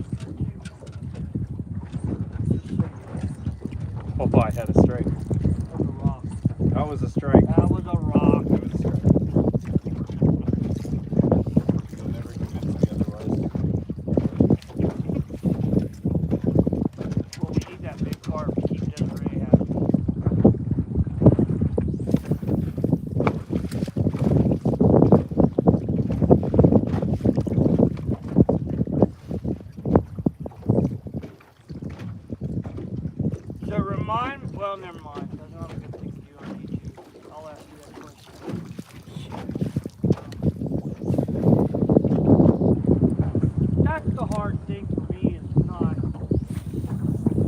want to talk about kids. You don't want to give names. You know what I mean? It's hard. You got to really watch. You're hung up, aren't you? No. What makes you think I'm that bad? I'm just teasing.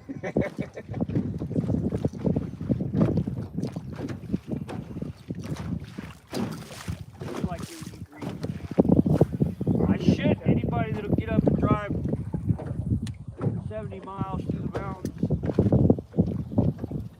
should come at a chance to catch a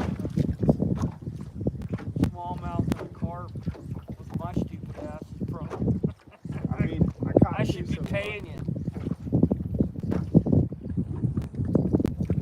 Come on. I figured YouTube wanted to hear someone else talk for a change. Probably. Yeah.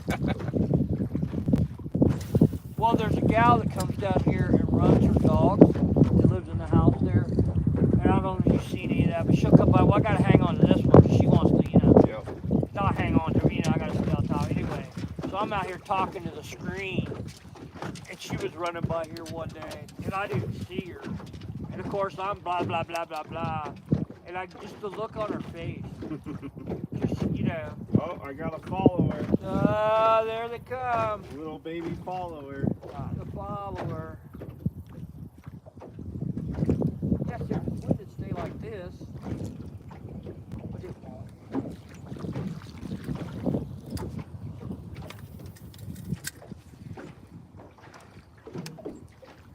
Yeah, dude, he swam that thing. Cold in Carp. Kind of half expected to hear from him this week.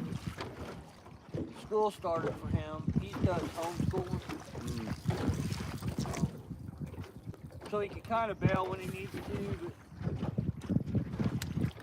but Mama gets a little upset when he bails to go fishing and the chores haven't been done.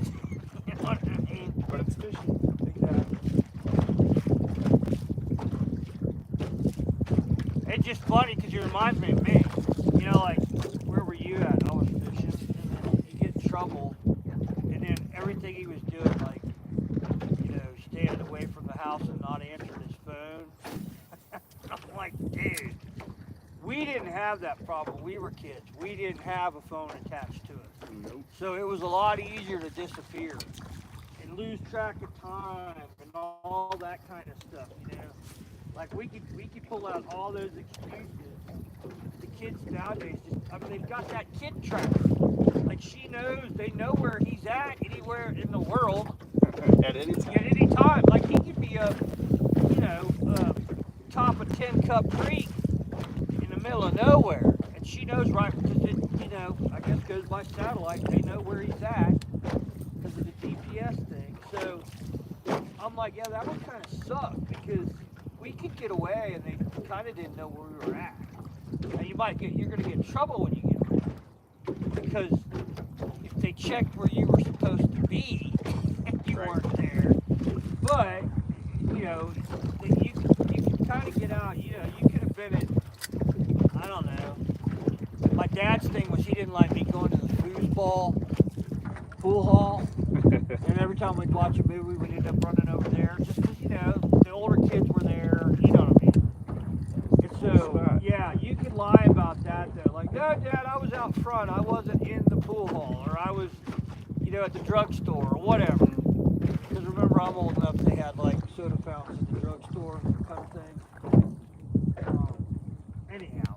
It wasn't until I moved here that there was those soda shacks and crap. Really? I don't have none of those. Huh. I would have thought they'd have them in California. Well, but where you were at was smaller, wasn't it? No. I mean, I spent most of my time in Sacramento. Oh, did you?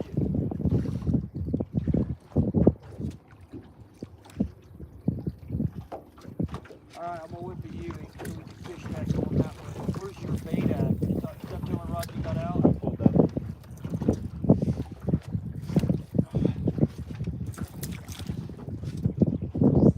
Chuck this thing. Well, I was gonna chuck it a mile, and of course, professional override.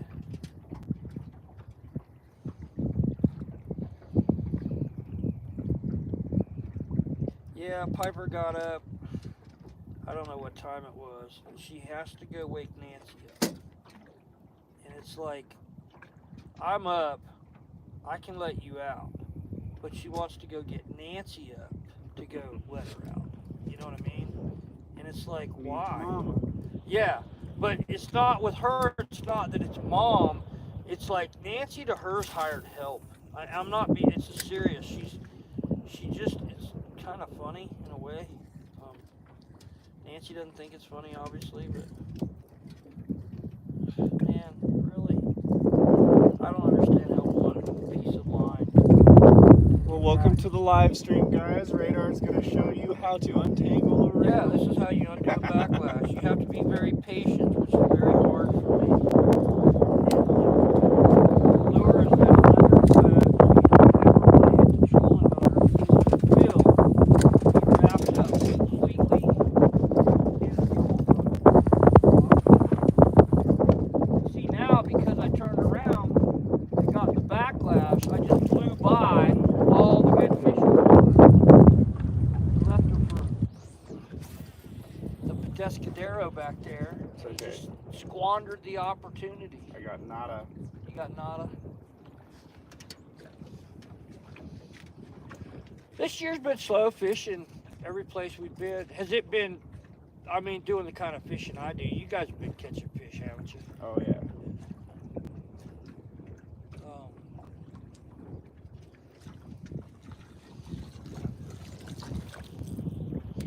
Ain't nothing wrong with worm fishing, especially with the kids. I'm usually lure fishing. I just use my spinners a lot. I've never used a spinner since I fished with you. Really. Uh-huh.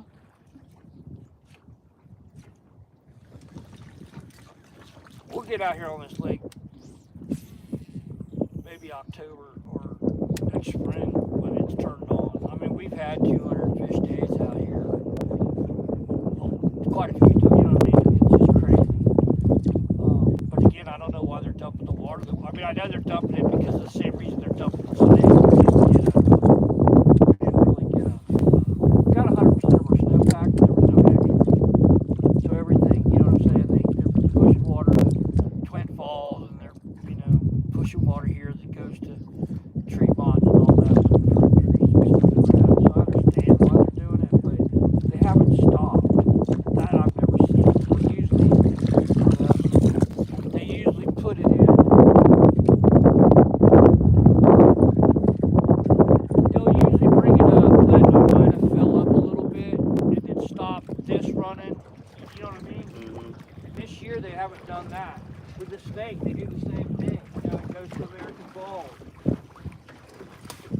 And then let American Falls fill up a little bit. They obviously, I don't know why that thing's not full. But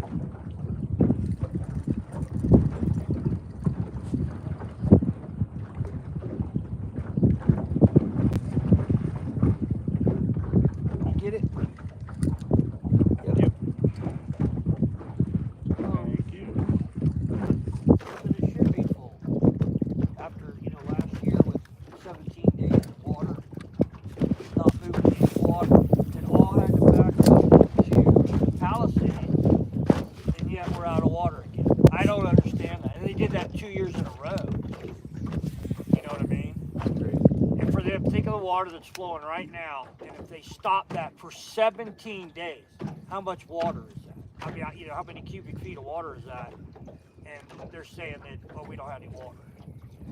And Lane was saying that Twin Falls plays the game, and they're right on the borderline of being illegal how they do things, but they're still legal, and that's why they're pulling all that water. Dude, I wouldn't care if they were running it with it like, I feel like the entire water thing's been messed up this entire year. oh yeah, it has. And it shouldn't have been, because again, if you have 100% of the snowpack, Those curtailments should have never even started. exactly. That's what started That's all everything. part. It makes no sense. So we're going to dump a bunch of water out of the Snake River to fill up the aquifer. It Mhm. doesn't work that way. I mean, That's right.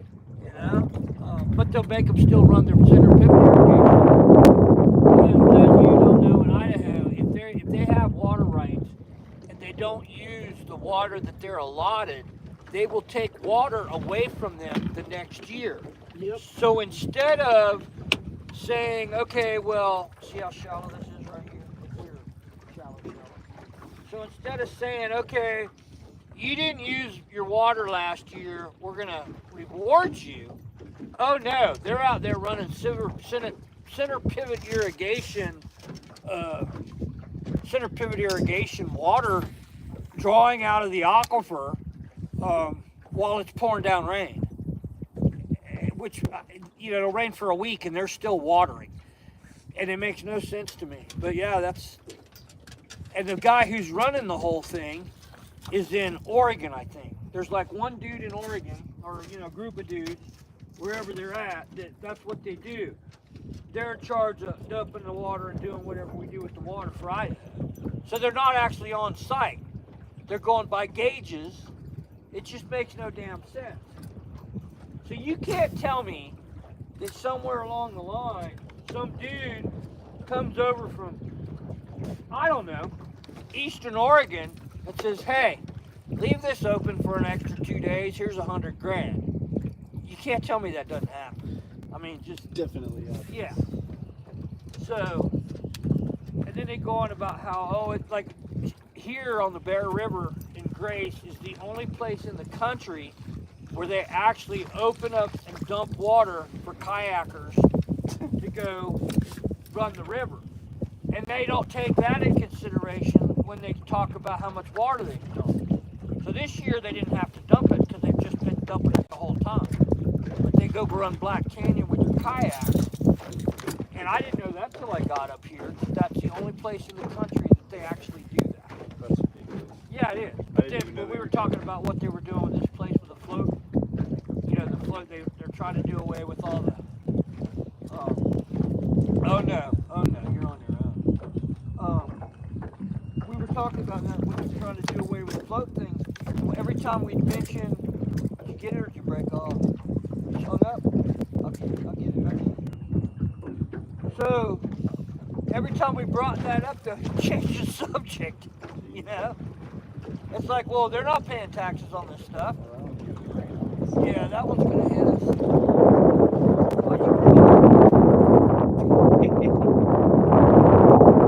Where did that stick? Oh, yeah. Oh, is there any lures on it? Just mine, I think. Sometimes you pull those up and they, got some extra stuff on them. See where the tree's at? You can see it with the sun. Can you see that now? Yeah. See the tree and how the rocks come out right here and then go? Good spot. Especially right at dark. Oh, I'm sure. Because the fish come out of that deep water and come up on the rock piles.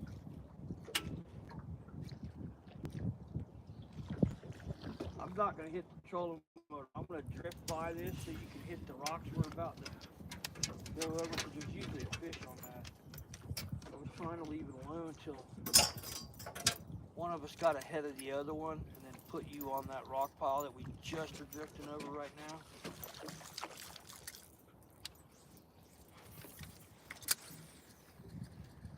Cormorant. Anyway, in front of y'all is a dam. It's 140 foot high from top to bottom. It was built in the 50s, I think it was, or late 40s. And it produces like 5 to 7 gigawatts or whatever the hell it's called of power. So it's not a big electric plant, but between the three that we have here in the valley, we can run the whole valley. If something happened, they could throw a switch and run the valley on the hydroelectric stuff we have here, which is kind of cool actually. That's why I live here, Mark, because if the crap hits the fan, we can block this entire thing off with just the 4 roads, you know what I mean? Mm-hmm. It's actually a really, really, really good place. I'm gonna whip you again and run back up that bank one more time. You didn't come down and fish down here at all? No, I didn't come this far down. My motor kept crapping out on me. So that cove is right there. There used to be a dock in it. And you can see how it kind of gradually goes up into that draw where the rocks, there's cliffs are right there. Yep. The deer come down off the top. There's a bunch of them steps that they come down through there. They'll come off the point there, but that's a really good place to sit. I just see more deer down there.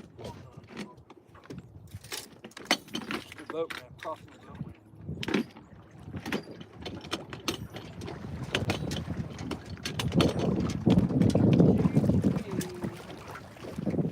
Back into the sun again. Hope everybody's having a good day. Like, share, subscribe. Like I said, when we're fishing like this, we don't get to read the chat very often. I have great moderators, so they're really good about letting y'all know what I'm doing.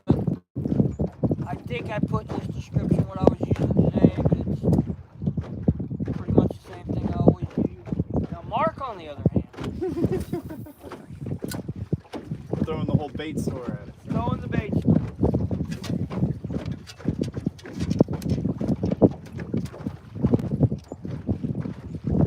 Well, it's kind of that summertime doldrums, you know. It's been hot. The bass are either hitting or they're not. That's the thing about tournament fishing for bass. When the one little green fish isn't eating, most of the little green fish aren't eating.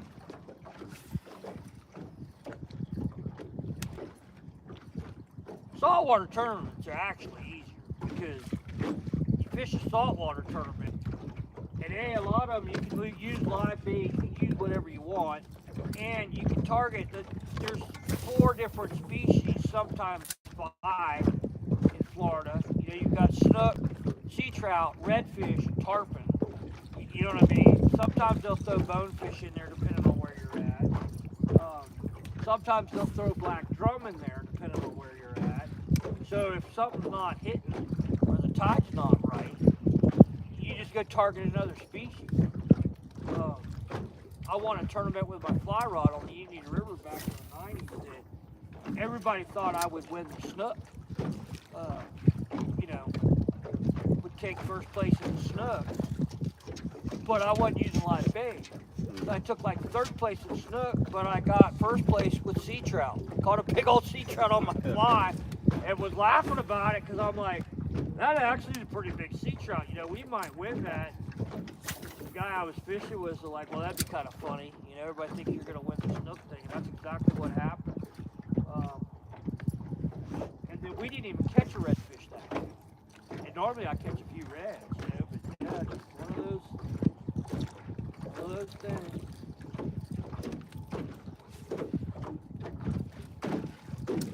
One thing I miss being out here is being able to catch some stingray and shark and all those big fighters. Yeah, I miss saltwater. I just don't miss It's nothing like catching a shark on a trout rod. Yeah, right.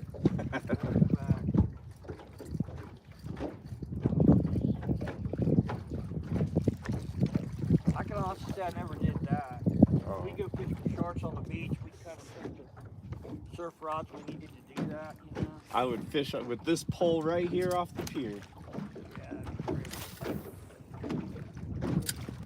And then I had all my 12-foot rods and all that too. Yeah, we used to hook those sharks on the beach. Usually the day would start trying to striper fish in the river, and we'd get bored and end up driving to the bay. And that'd be on the Sacramento River. Yeah, Right? Sacramento or American. American River is where I caught my biggest salmon.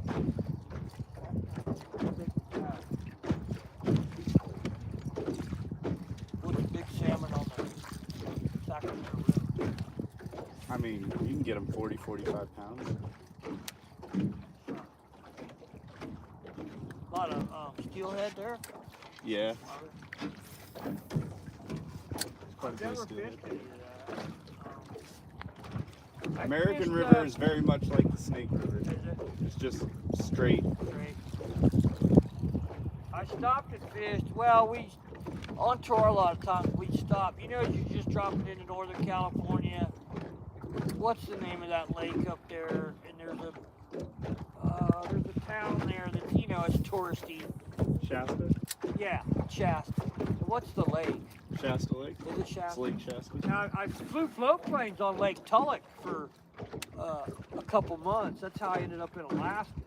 So I fished Lake Tulloch and, of course, fished Tahoe, but that's what I was doing, was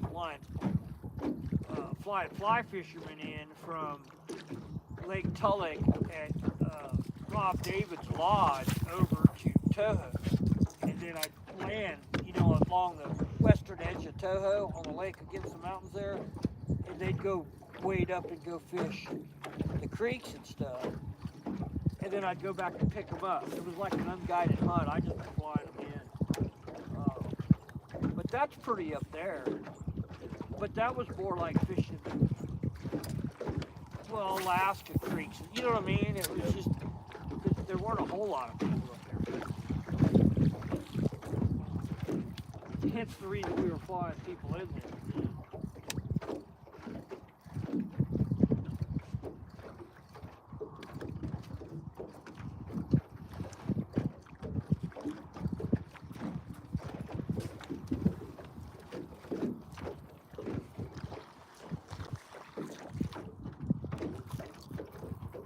Yep. Probably need a worm and 3 fire corn. Wouldn't hurt.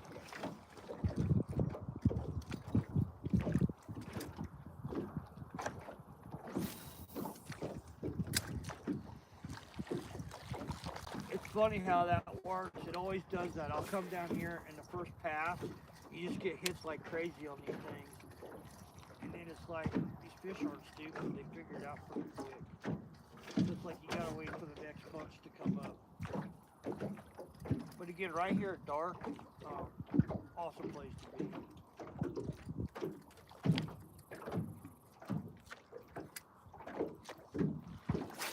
Took my live pointer off.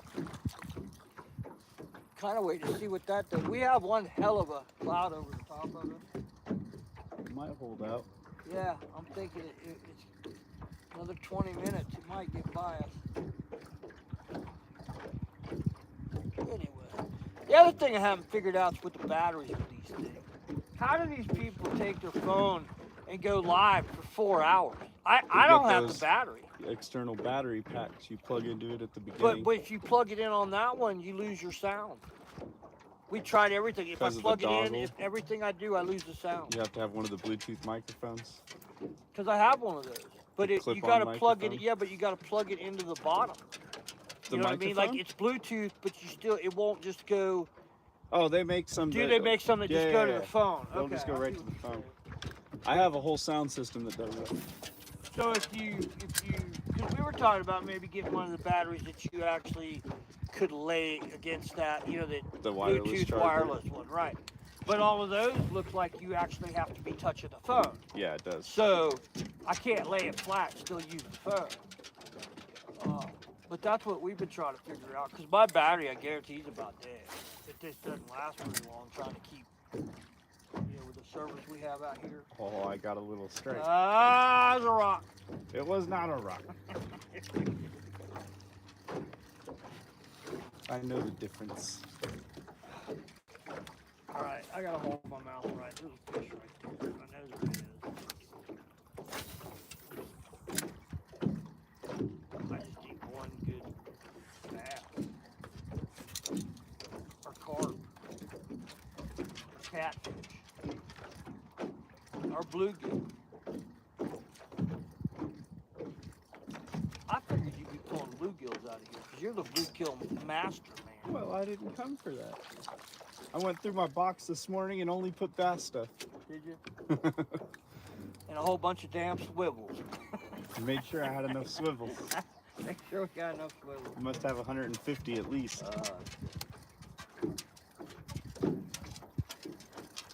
See what I think is if we went up in that cove and you soak that for a minute, you'd probably catch a carp. Would you like to do that? No, I don't care. Well, no, I'm telling you, we got to keep Desiree happy, dude. I think we should switch and try to fish that other bank. We can, but all you're going to catch are dinks. Like think? really little dinks. I have never caught a legal fish I on just that see all side. those woods and Yeah, you think they'd be I'm in telling there. you, there's just dinks. That's why when Wayne started, we'll go over there if you want. Around that edge, over there. Catch a lot of fish, but they're all little dinks. Matter of fact, I'll put my live pointer back on my other rod. This is why I usually bring 3 rods. Huh, Cessna? Cessna said, Dad, you're slacking today, Dad. You're slacking. That's what you guys need to be watching, Mark. He's much more interesting to watch than I am. We're going to turn this around. No, we're going to let you watch Mark. So the Pedescadero show is now on for the rest of this. So everybody, yeah, thanks for hanging out. We don't have roosters right now. Husband ate our... Yeah, Granny's talking about getting quail. That's what I told her to get. You don't eat dove? Dove are good. A winged rat. They do look like a winged rat. So, okay. Wave to everybody, Mark. This is now the Pedescadero show. He's going to show you how to catch something. How to not catch. How to catch something big. Something big and fancy. Well, I changed back to something we could go over there and catch a bunch of dinks with. Which, I don't know. I'm thinking either live pointer or a live pointer. Or maybe a live pointer. What do you think? Live pointer? Try some corn. Corn. It probably worked, but seriously, we have fished that over there. It's kind of cool, but it drops off like from the bank to 40 foot of water, you know? And you catch a whole bunch of little dink bass. Bunch of perch over there. Yeah, perch. And I don't think I've ever caught a perch over there, come to think of it. But that's what Wayne was saying. Wayne was like, I've gone up in that cut and all I've ever caught are, dinks. Like small bass, like, the ones we caught this morning already. And I told him, I said, no, there's some good fish in there. You just got to get off that bank and go to the other side. He didn't even know about any of this. He didn't want to leave that. We fished literally from sunup till after dark because he didn't want to leave.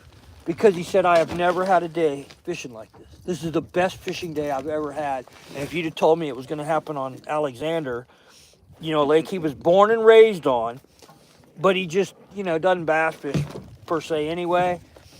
You know what I'm saying? He's a trout fisherman, but he likes catching bass, but now he's hooked on it. He's out here all the time. I like this lake. I mean, we've been driving out here since we moved here 5 years ago. Did you really? You just never been on this lake?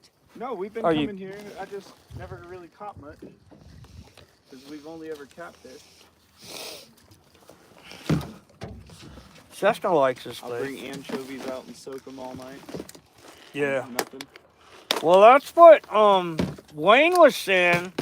Wayne and Tina catfish this, but they go up where the river comes in it. And he said that's what they do. They use anchovies. And they catch catfish every time they come out here. And they go in the middle of the day because nobody out here comes and fishes this at night, which is another thing I don't understand completely. But because all the places are day use only. Yeah, but you can still come out here if you're fishing. Well, day use just means you can't camp. Right. That's exactly right. You could be here at night. You just can't. Camp. Right. You just can't camp. I mean, I think people read it as day use. I can't be here at night. Because I even asked, who's going to come bother you? The sheriff's department. Yeah. So I called Ronnie at the sheriff's department and said, hey, if I take my motorhome down there, and I'm not doing a fire or anything, I'm just parking the motorhome so I got a place to get in, clean up if I want to, fix something to eat, because if I come down here and catfish all night, then I ain't got to run to the house, you know what I mean? And she was like, technically, you're really not supposed to, but unless somebody complained, we don't care, and then I talked to Curtis, who was in charge of this place. Who's going to complain unless you leave a mess? Right. It's like, and I've seen people down here camped out with tents and stuff and nobody came and bothered them. I mean, they don't make a habit of it. You know what I mean? So, whatever, guys. I just want to go catch a catfish. All right, we're back to live pointer. We're going to go over there and catch a bunch of dinks. Maybe? Nah, we'll catch some dinks over there. Cessna, leave it alone. We don't need a hook and a dog. Not today. Not today. No hook and a dog. purring. Piper's actually really good. I, scolded her butt about the lure thing in the garage and got her attention and made sure she understood. And yep, she doesn't go after them. Cessna's never gone after them. They've never gone after fish. They just very good boat dogs. Very good boat dogs. Has a water addiction. Well, you couldn't keep them out of the water. Yeah, she won't. She'll swim till she drowns. Yeah. Well, kind of what they're supposed to do. Yeah, Monsterlanders, that's the cool thing about them, is not only are they awesome up with dogs, they're water dogs. They love the water. That one doesn't like getting sprayed with a hose, but you can't. If I let her in here, she'd just go swim to swim. Yeah. I'm gonna go up here to this point. We can fish that too if you want. You end up with a bunch of janks in the woods. That's a good spot to fish. She did. That's what I was thinking. She did there a lot. Well, if I bring the boat out, I'll probably sit on this side. Shoot from this side. Why? That way I don't. Sit out on one of these things like right there. Don't want to spook them sitting over there too close. Nah, hey, the wind in here is either blowing usually like this. So if you came and got down, because again, why would you want to shoot 150, 200 yards when you can shoot 40? Yeah. I mean, especially over there. Plus, you're really not supposed to shoot across the water. No. I mean, well, it's not. It's kind of like an unwritten thing. Because I guarantee you what's going to happen. The deer are going to come down.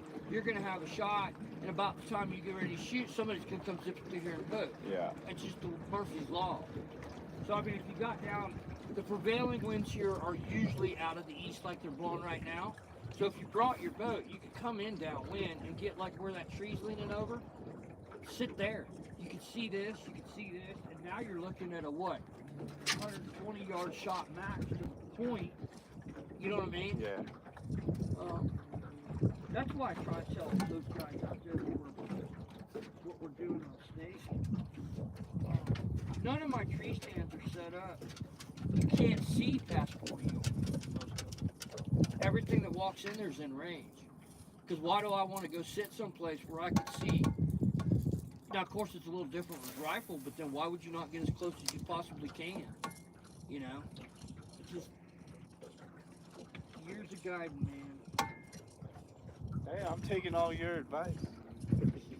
Especially with the boat. That's why plus, that's all private property. Kinda. I mean, they're not gonna, you know what I'm saying? If you were sitting up here on the bank fishing, nobody's gonna say anything. But if you're sitting there with a rifle, how are they knowing that you're not hunting over their field? I mean, again, this is Idaho. People don't really care. That's not marked for no trespassing, but it is cultivated. Yeah. So, yeah, I just get on this side. Because the other thing is, there's openings. You go up and put in that cove down there, walk up that draw, there's a nice little opening. That would be a great place to sit because the deer come out of that up there and they can go to any one of these places to drink, but in that opening's where the thing splits. Yeah. You know what I mean? Look at that. I'll have to get up in there and walk it. Right there. Check You it see out. that? Now that's a mirror carp, isn't it? Those are all carp. There it is, got it. Catch it. Those were smaller ones too. How fast does a carp grow? Like how fast? I'm not sure. Do you know? I don't know. I know catfish are what, 3 inches a year they say? Yeah. So what's a carp? Probably about the same, I would imagine. So that big old carp that you took home and killed was probably like what, 8, 9 years old? Probably. And you just killed it dead. Oh, I ate it. And ate the hell out of it. It was delicious. I cannot believe you, man. Poor little carp. Fried Carping carp. along, minding its own business, Fried doing carp carp is things. delicious. See that? That was not a carp. That was a yellow-bellied trout. Throw it up in there and catch him. Hurry up. Get him, get him, get him. Way back there. Oh, I can't even reach him. You see him come up there, one little fly flying across the water, that little trout just zapped up there to grab it. Anyway, so now we're fishing up against the bank. I don't know if people can see that. Here's what we're doing. There, fishing the bank. We're being kind of lazy with the camera work today because my back hurts. I got no sleep last night. I was too excited to fish. He was too excited to come catch a carp and use his new black swivels. What are you doing, Cessna? Really? I probably ought to let her out here potty at some point here.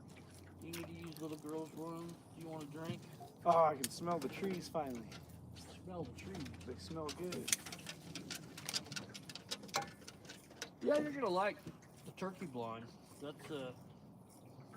one of the prettiest views I've ever had from a turkey blind in my life. And I've been in a lot of turkey blinds in a lot of places. I have to give my dog some water. Come here, baby. You want something to drink? You want something to drink? You want a drink? Hey, you want a drink? Yeah. I kind of thought so. I didn't bring no crackers though. I brought nothing to eat. All I got's here. Here, come on. Here. There you go. You know, when I first moved here, first like 4 or 5 times we went out fishing, we caught 0 fish. Just could not catch fish. There you go, man. I had to switch out all my line because it had all the salt water on Oh, it. yeah. And they could taste the difference, I guess. Sometimes they say that salt will help. It didn't help when I moved here. Yeah, I Couldn't catch think nothing. it would help either, but watch out. I gotta get in here, Jess. I go get a drink.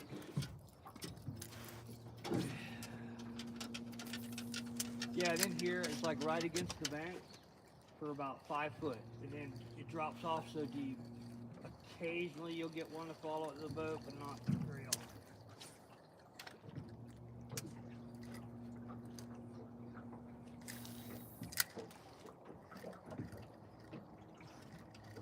See, like this little opening right here.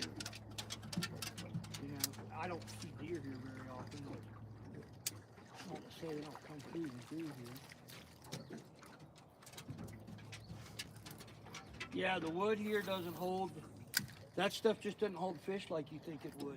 You know what I mean? Crazy. I'm saying that sometimes of the year it does, but we do better on all these rocks. Everything's rock. Anything with a rock, the bass, you know. Because everything's so sandy around here. Yeah. The rocks are rare. Yeah, I think it's until you get up in the clay, like 8 Mile where you were at, Ant Canyon, all that's clay. It will not be long before I saw there were so many bear marks up there before the leaves start changing. Where at? in Ant Canyon. Oh yeah. Well, a lot of that's porcupines too. Oh no, I was seeing scratch marks on the trees. Deep Yeah, scratch but the marks. porcupines do that too. Up they high? really do, yeah. Oh. They'll climb up in the trees and stuff, and they girdle them. You saw that where the game cam is at camp there? Yeah. Where that bark with that porcupine. But yeah, I got a picture of a porcupine that's one of the biggest ones I've seen, and hell, that thing was halfway up a tree that high. I mean, they can climb like, you know, coons. That's crazy. Because I went in and saw it, and it went up the tree. I didn't even know we had porcupines here. Oh yeah, there's some big ones. I thought it was a bear cub, and it was at my bear bait. So of course I stopped because I'm looking around thinking, okay, where's mom?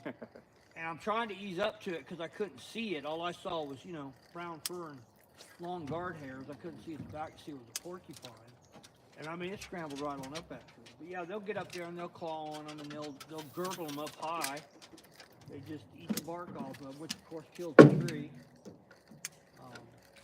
That's why a lot of people out here in Idaho just shoot every porcupine they see. I was taught by the Eskimos not to do that because a porcupine is one of the only critters you can kill with a stick, and they actually are pretty good eating. I've eaten it, it's, you know, all right. And so you don't want to just go out and kill them just to kill them. Because if you ever were in a survival situation, You need it. lots of porcupines around. So the Eskimos will not kill porcupines in Alaska. The white guys will. I never did. I'd go pull the guard hairs out of them and use them for tying flies. Yeah. And they just stand there and they go, and you pull another hair out and they go, Just giant hedgehogs. yeah, exactly. Like a giant hedgehog. It's not completely covered in quills either. I mean, they're just their back end. Yeah, I kind of had a feeling. If over there wasn't doing too good, that over here. Well, I don't know nothing. You don't gotta No, listen to me. I tried because I know that's what Cole Younger kept saying. How come we're not over there? Because there's no fish over there. All I have ever caught in, what, 13 years of fishing this? Oh, that one's bad. Oh, you're stuck. Man, that's just too bad. That just really sucks for you, doesn't it? Hang on. Good top water. I'll go get it. I'll go get it. What I'm going to do is I'm going to turn the boat and going front ways. Okay. So you're going to have to come up here. Because we're going to have the dog. We might find some huckleberry. It's huckleberry time, people. Yeah. For those of you who've never had a fresh huck, no, we're not doing that. We're not going to do that. No, ma'am. That's it.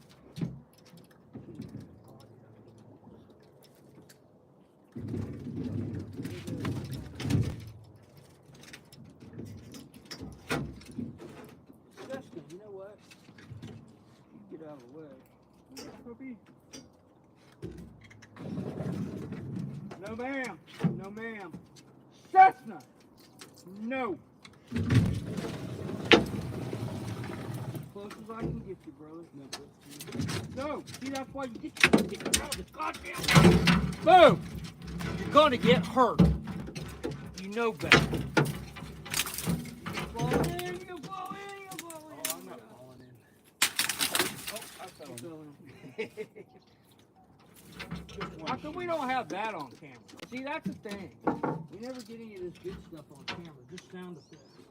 Hang on. I can't really. I can get closer, maybe. Oh, you don't have to be closer. You sure? Yeah. How are you going to get back in? You're about to. What did I tell you, Cessna? Thank you.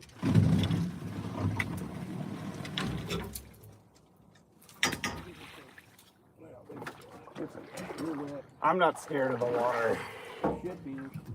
Loch Ness. What is it? Lake Alexander. The Bear Lake monster has come up the river. You know.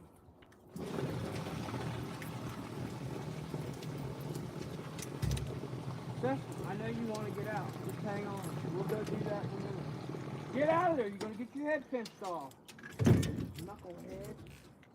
God damn.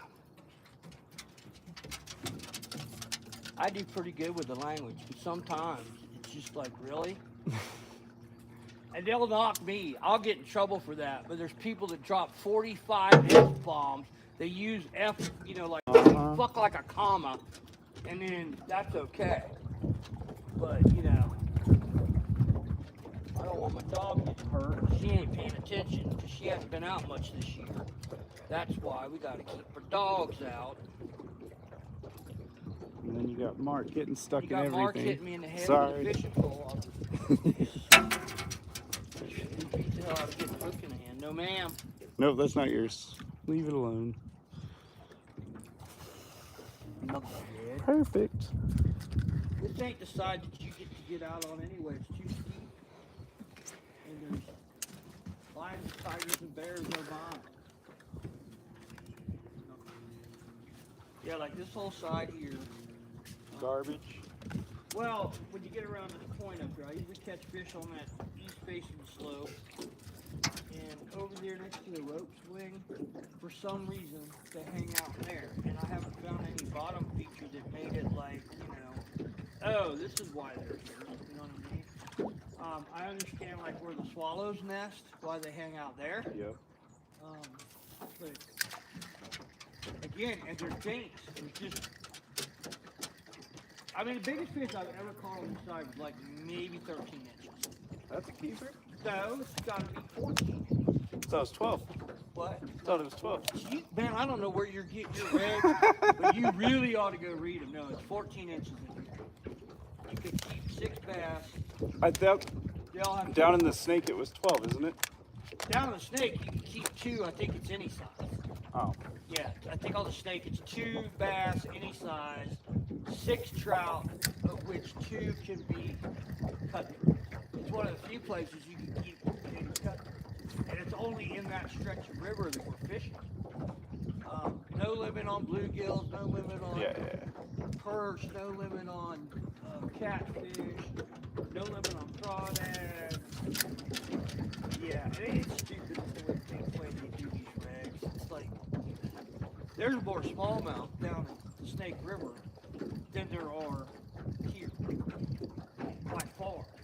But even above Alexander. But and again, I don't know what the bass thing is for below American Falls Dam, because it's different than where it is, I think, than where I'm fishing. Camp. Yeah, it's 2 bass any size, which is, and then like on Blackfoot Reservoir where you were at, you can keep as many bass as you want any size. So you can go out there and catch 100 of them dinks and keep them because they want to quote unquote get them out of there. You're never going to get them out of there. No. Yeah, man. Go through those regs I sent you because they're all up to date. But yeah, it's 14 inches. I literally just I don't know what it is on. I have the book. I go to Swartzman's warehouse and get the books. I would watch it. They lie to you. Make sure you got the right. Those things are not easy to read. And what sucks is I work for Fishing Game. I literally have asked questions at Fishing Game of Fishing Game employees who have been there forever, who are in charge of putting that book together, who literally have to make phone calls to ask questions about the questions that I either have or that I'm getting in my hunter's ed classes, because they're so screwed up that even the people that write them don't understand the regulations. Now, how screwed up is that? You know? Makes it hard for us. Oh, it's completely nuts. And then, like, when I still haven't heard back about that question that I asked John Dees the other day about the boat thing. I know what it is. We all are pretty sure what it is, but it's not written down anywhere. So when I asked him, he's like, Radar, I think you're right, but I don't want to, he's a conservation officer. He's supposed to enforce the laws, so let's make damn sure. You know what I'm saying? Mm-hmm. Come on, hang on. Come on. Let's go take you and put you in the water. Put you in the water. I gotta let that dog in. Take her over to the boat ramp. Okay, what we'll do. Hang on, Seth. We'll go back down to that cove. What time? Oh shit, we only got about 20 minutes anyway, don't we? Yeah, I gotta go home at some point this morning and get some sleep. I figured we'd fish till 9:30 because I thought we had to have you back by 11. Yeah, that works. Does that work? Yeah. Will that keep you out of trouble and maybe... Hang on, Justin. How about we stay till 10? Would that work? Yeah. Because you can be a little late, right? Yeah, doesn't matter.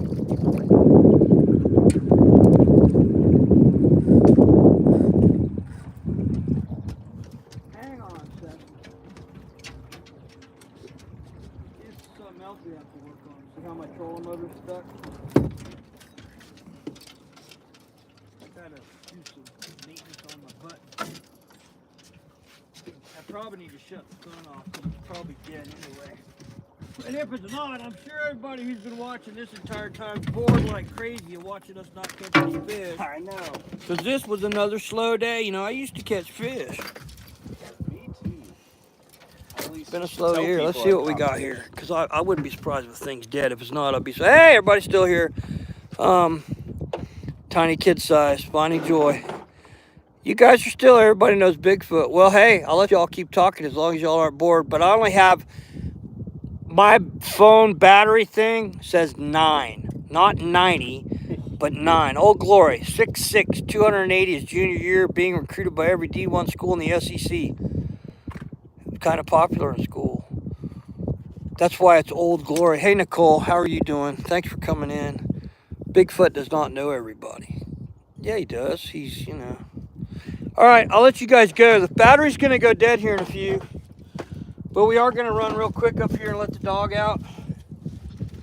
Because my dog needs to go potty. You're all right. Stay there. Cessna, no ma'am. Where are you supposed to be?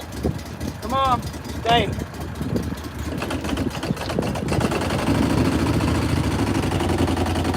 We're going to run down to a cove here and let the dog out. The thing is that there was a cow moose up here, but she didn't have a calf. And then we've got a bull I've seen out here. And I do. She isn't going to run off floor. I got the collar on her.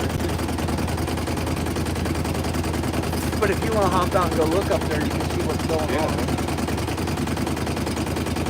Anyway,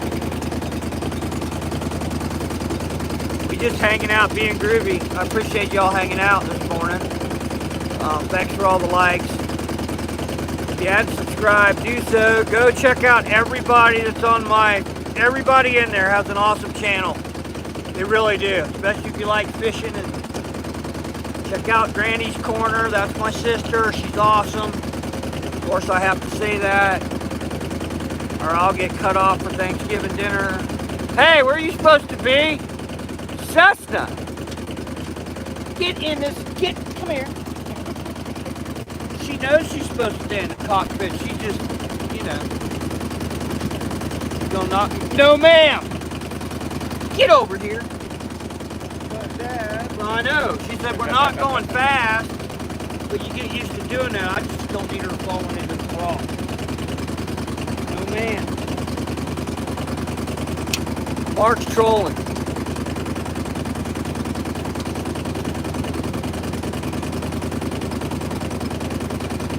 You want a Coke? I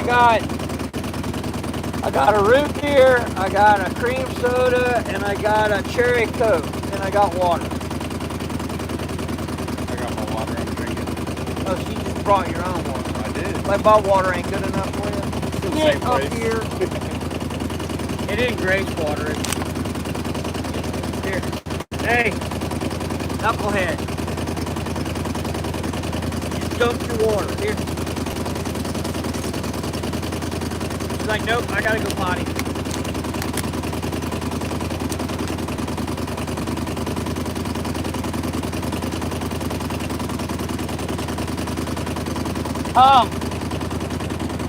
Come. Stay.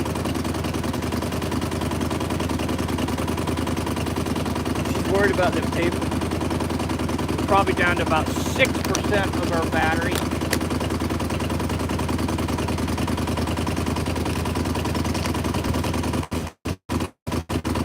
Those old guys are out here trolling all the time. I don't know what they're doing.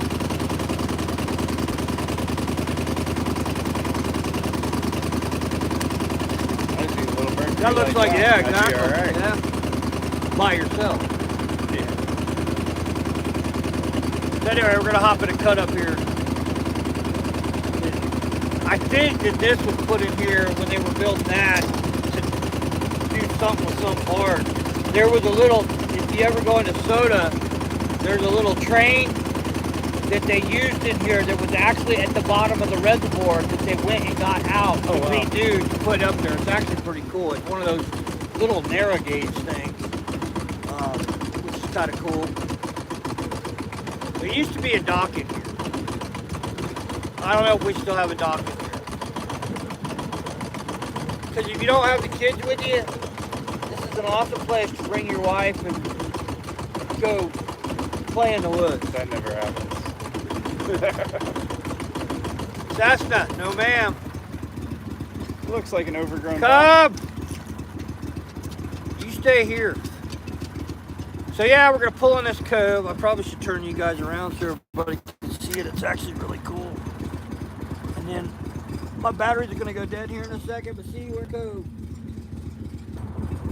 The deer come down here a lot, you can see.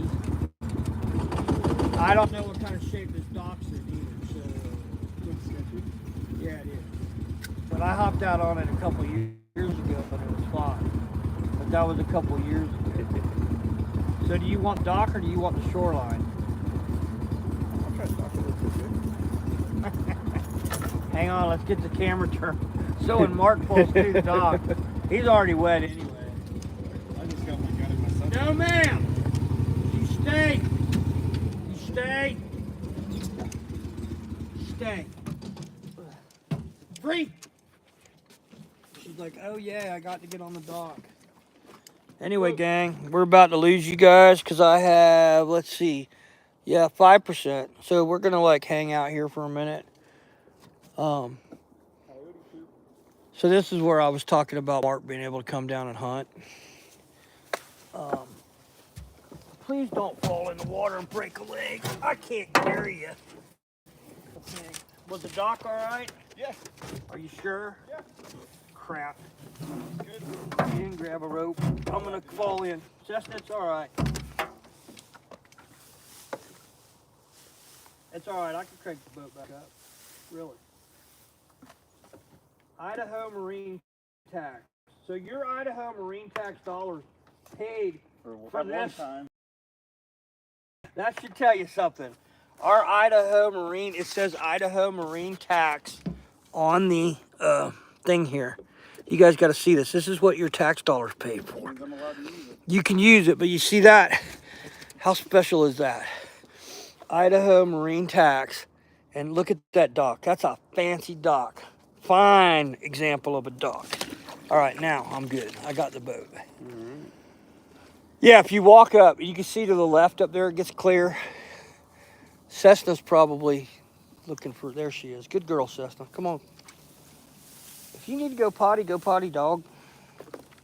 She just wants to get out of the boat and chase things. Tax, of course, yeah. Can y'all see that? The Marine Tax. I got to get this thing turned around here. I got it kind of, I don't know, it just kind of actually quit. I'll take this off because literally we're about dead. About dead. Sorry, guys.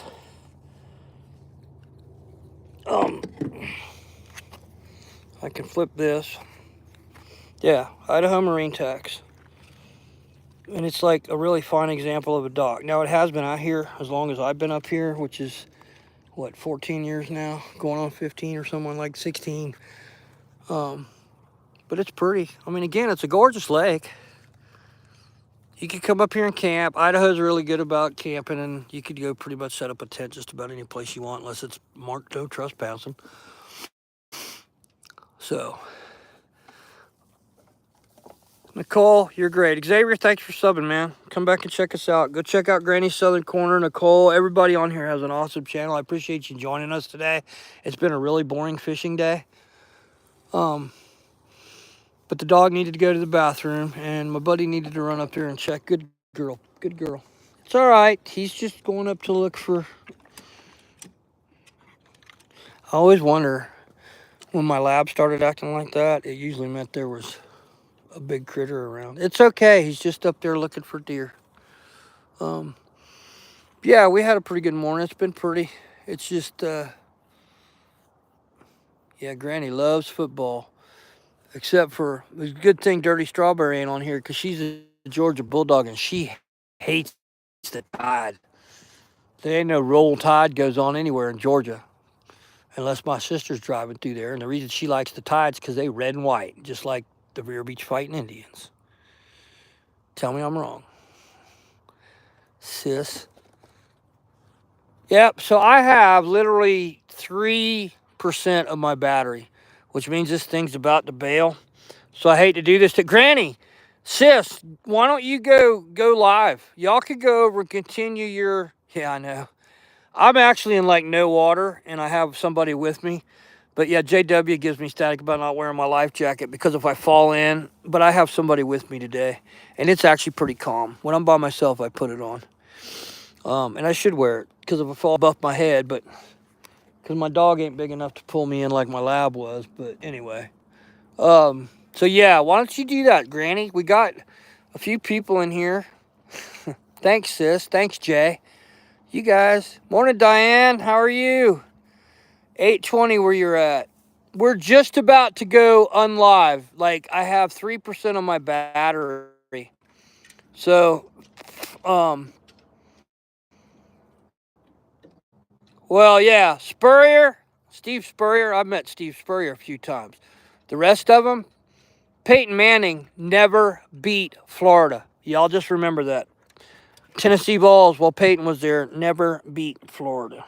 That's the one team he never beat, which is saying something. Like, we kind of got lucky. But anyway, I'm gonna bail you guys. Granny, go live. Silly's still live. Yeah, y'all can bail or go. Or anybody on here, man. Again, they're all awesome channels. Old Glory, thanks for hanging out this morning. I appreciate it. Yeah, I just need to get out of here so I can say goodbye, because otherwise the thing's just going to go dead. Love all you guys. Again, thank you so much for everybody who liked and sub. Thanks to all my friends. Thank you, everybody. I'm going to shut up and just leave you with this moment of zen.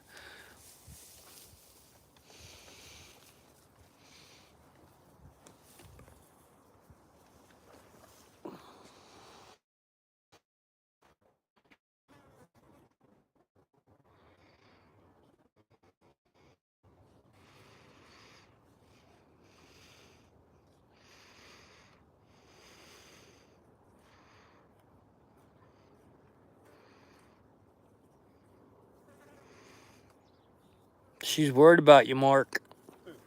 Wave goodbye, Mark. We're out of thing.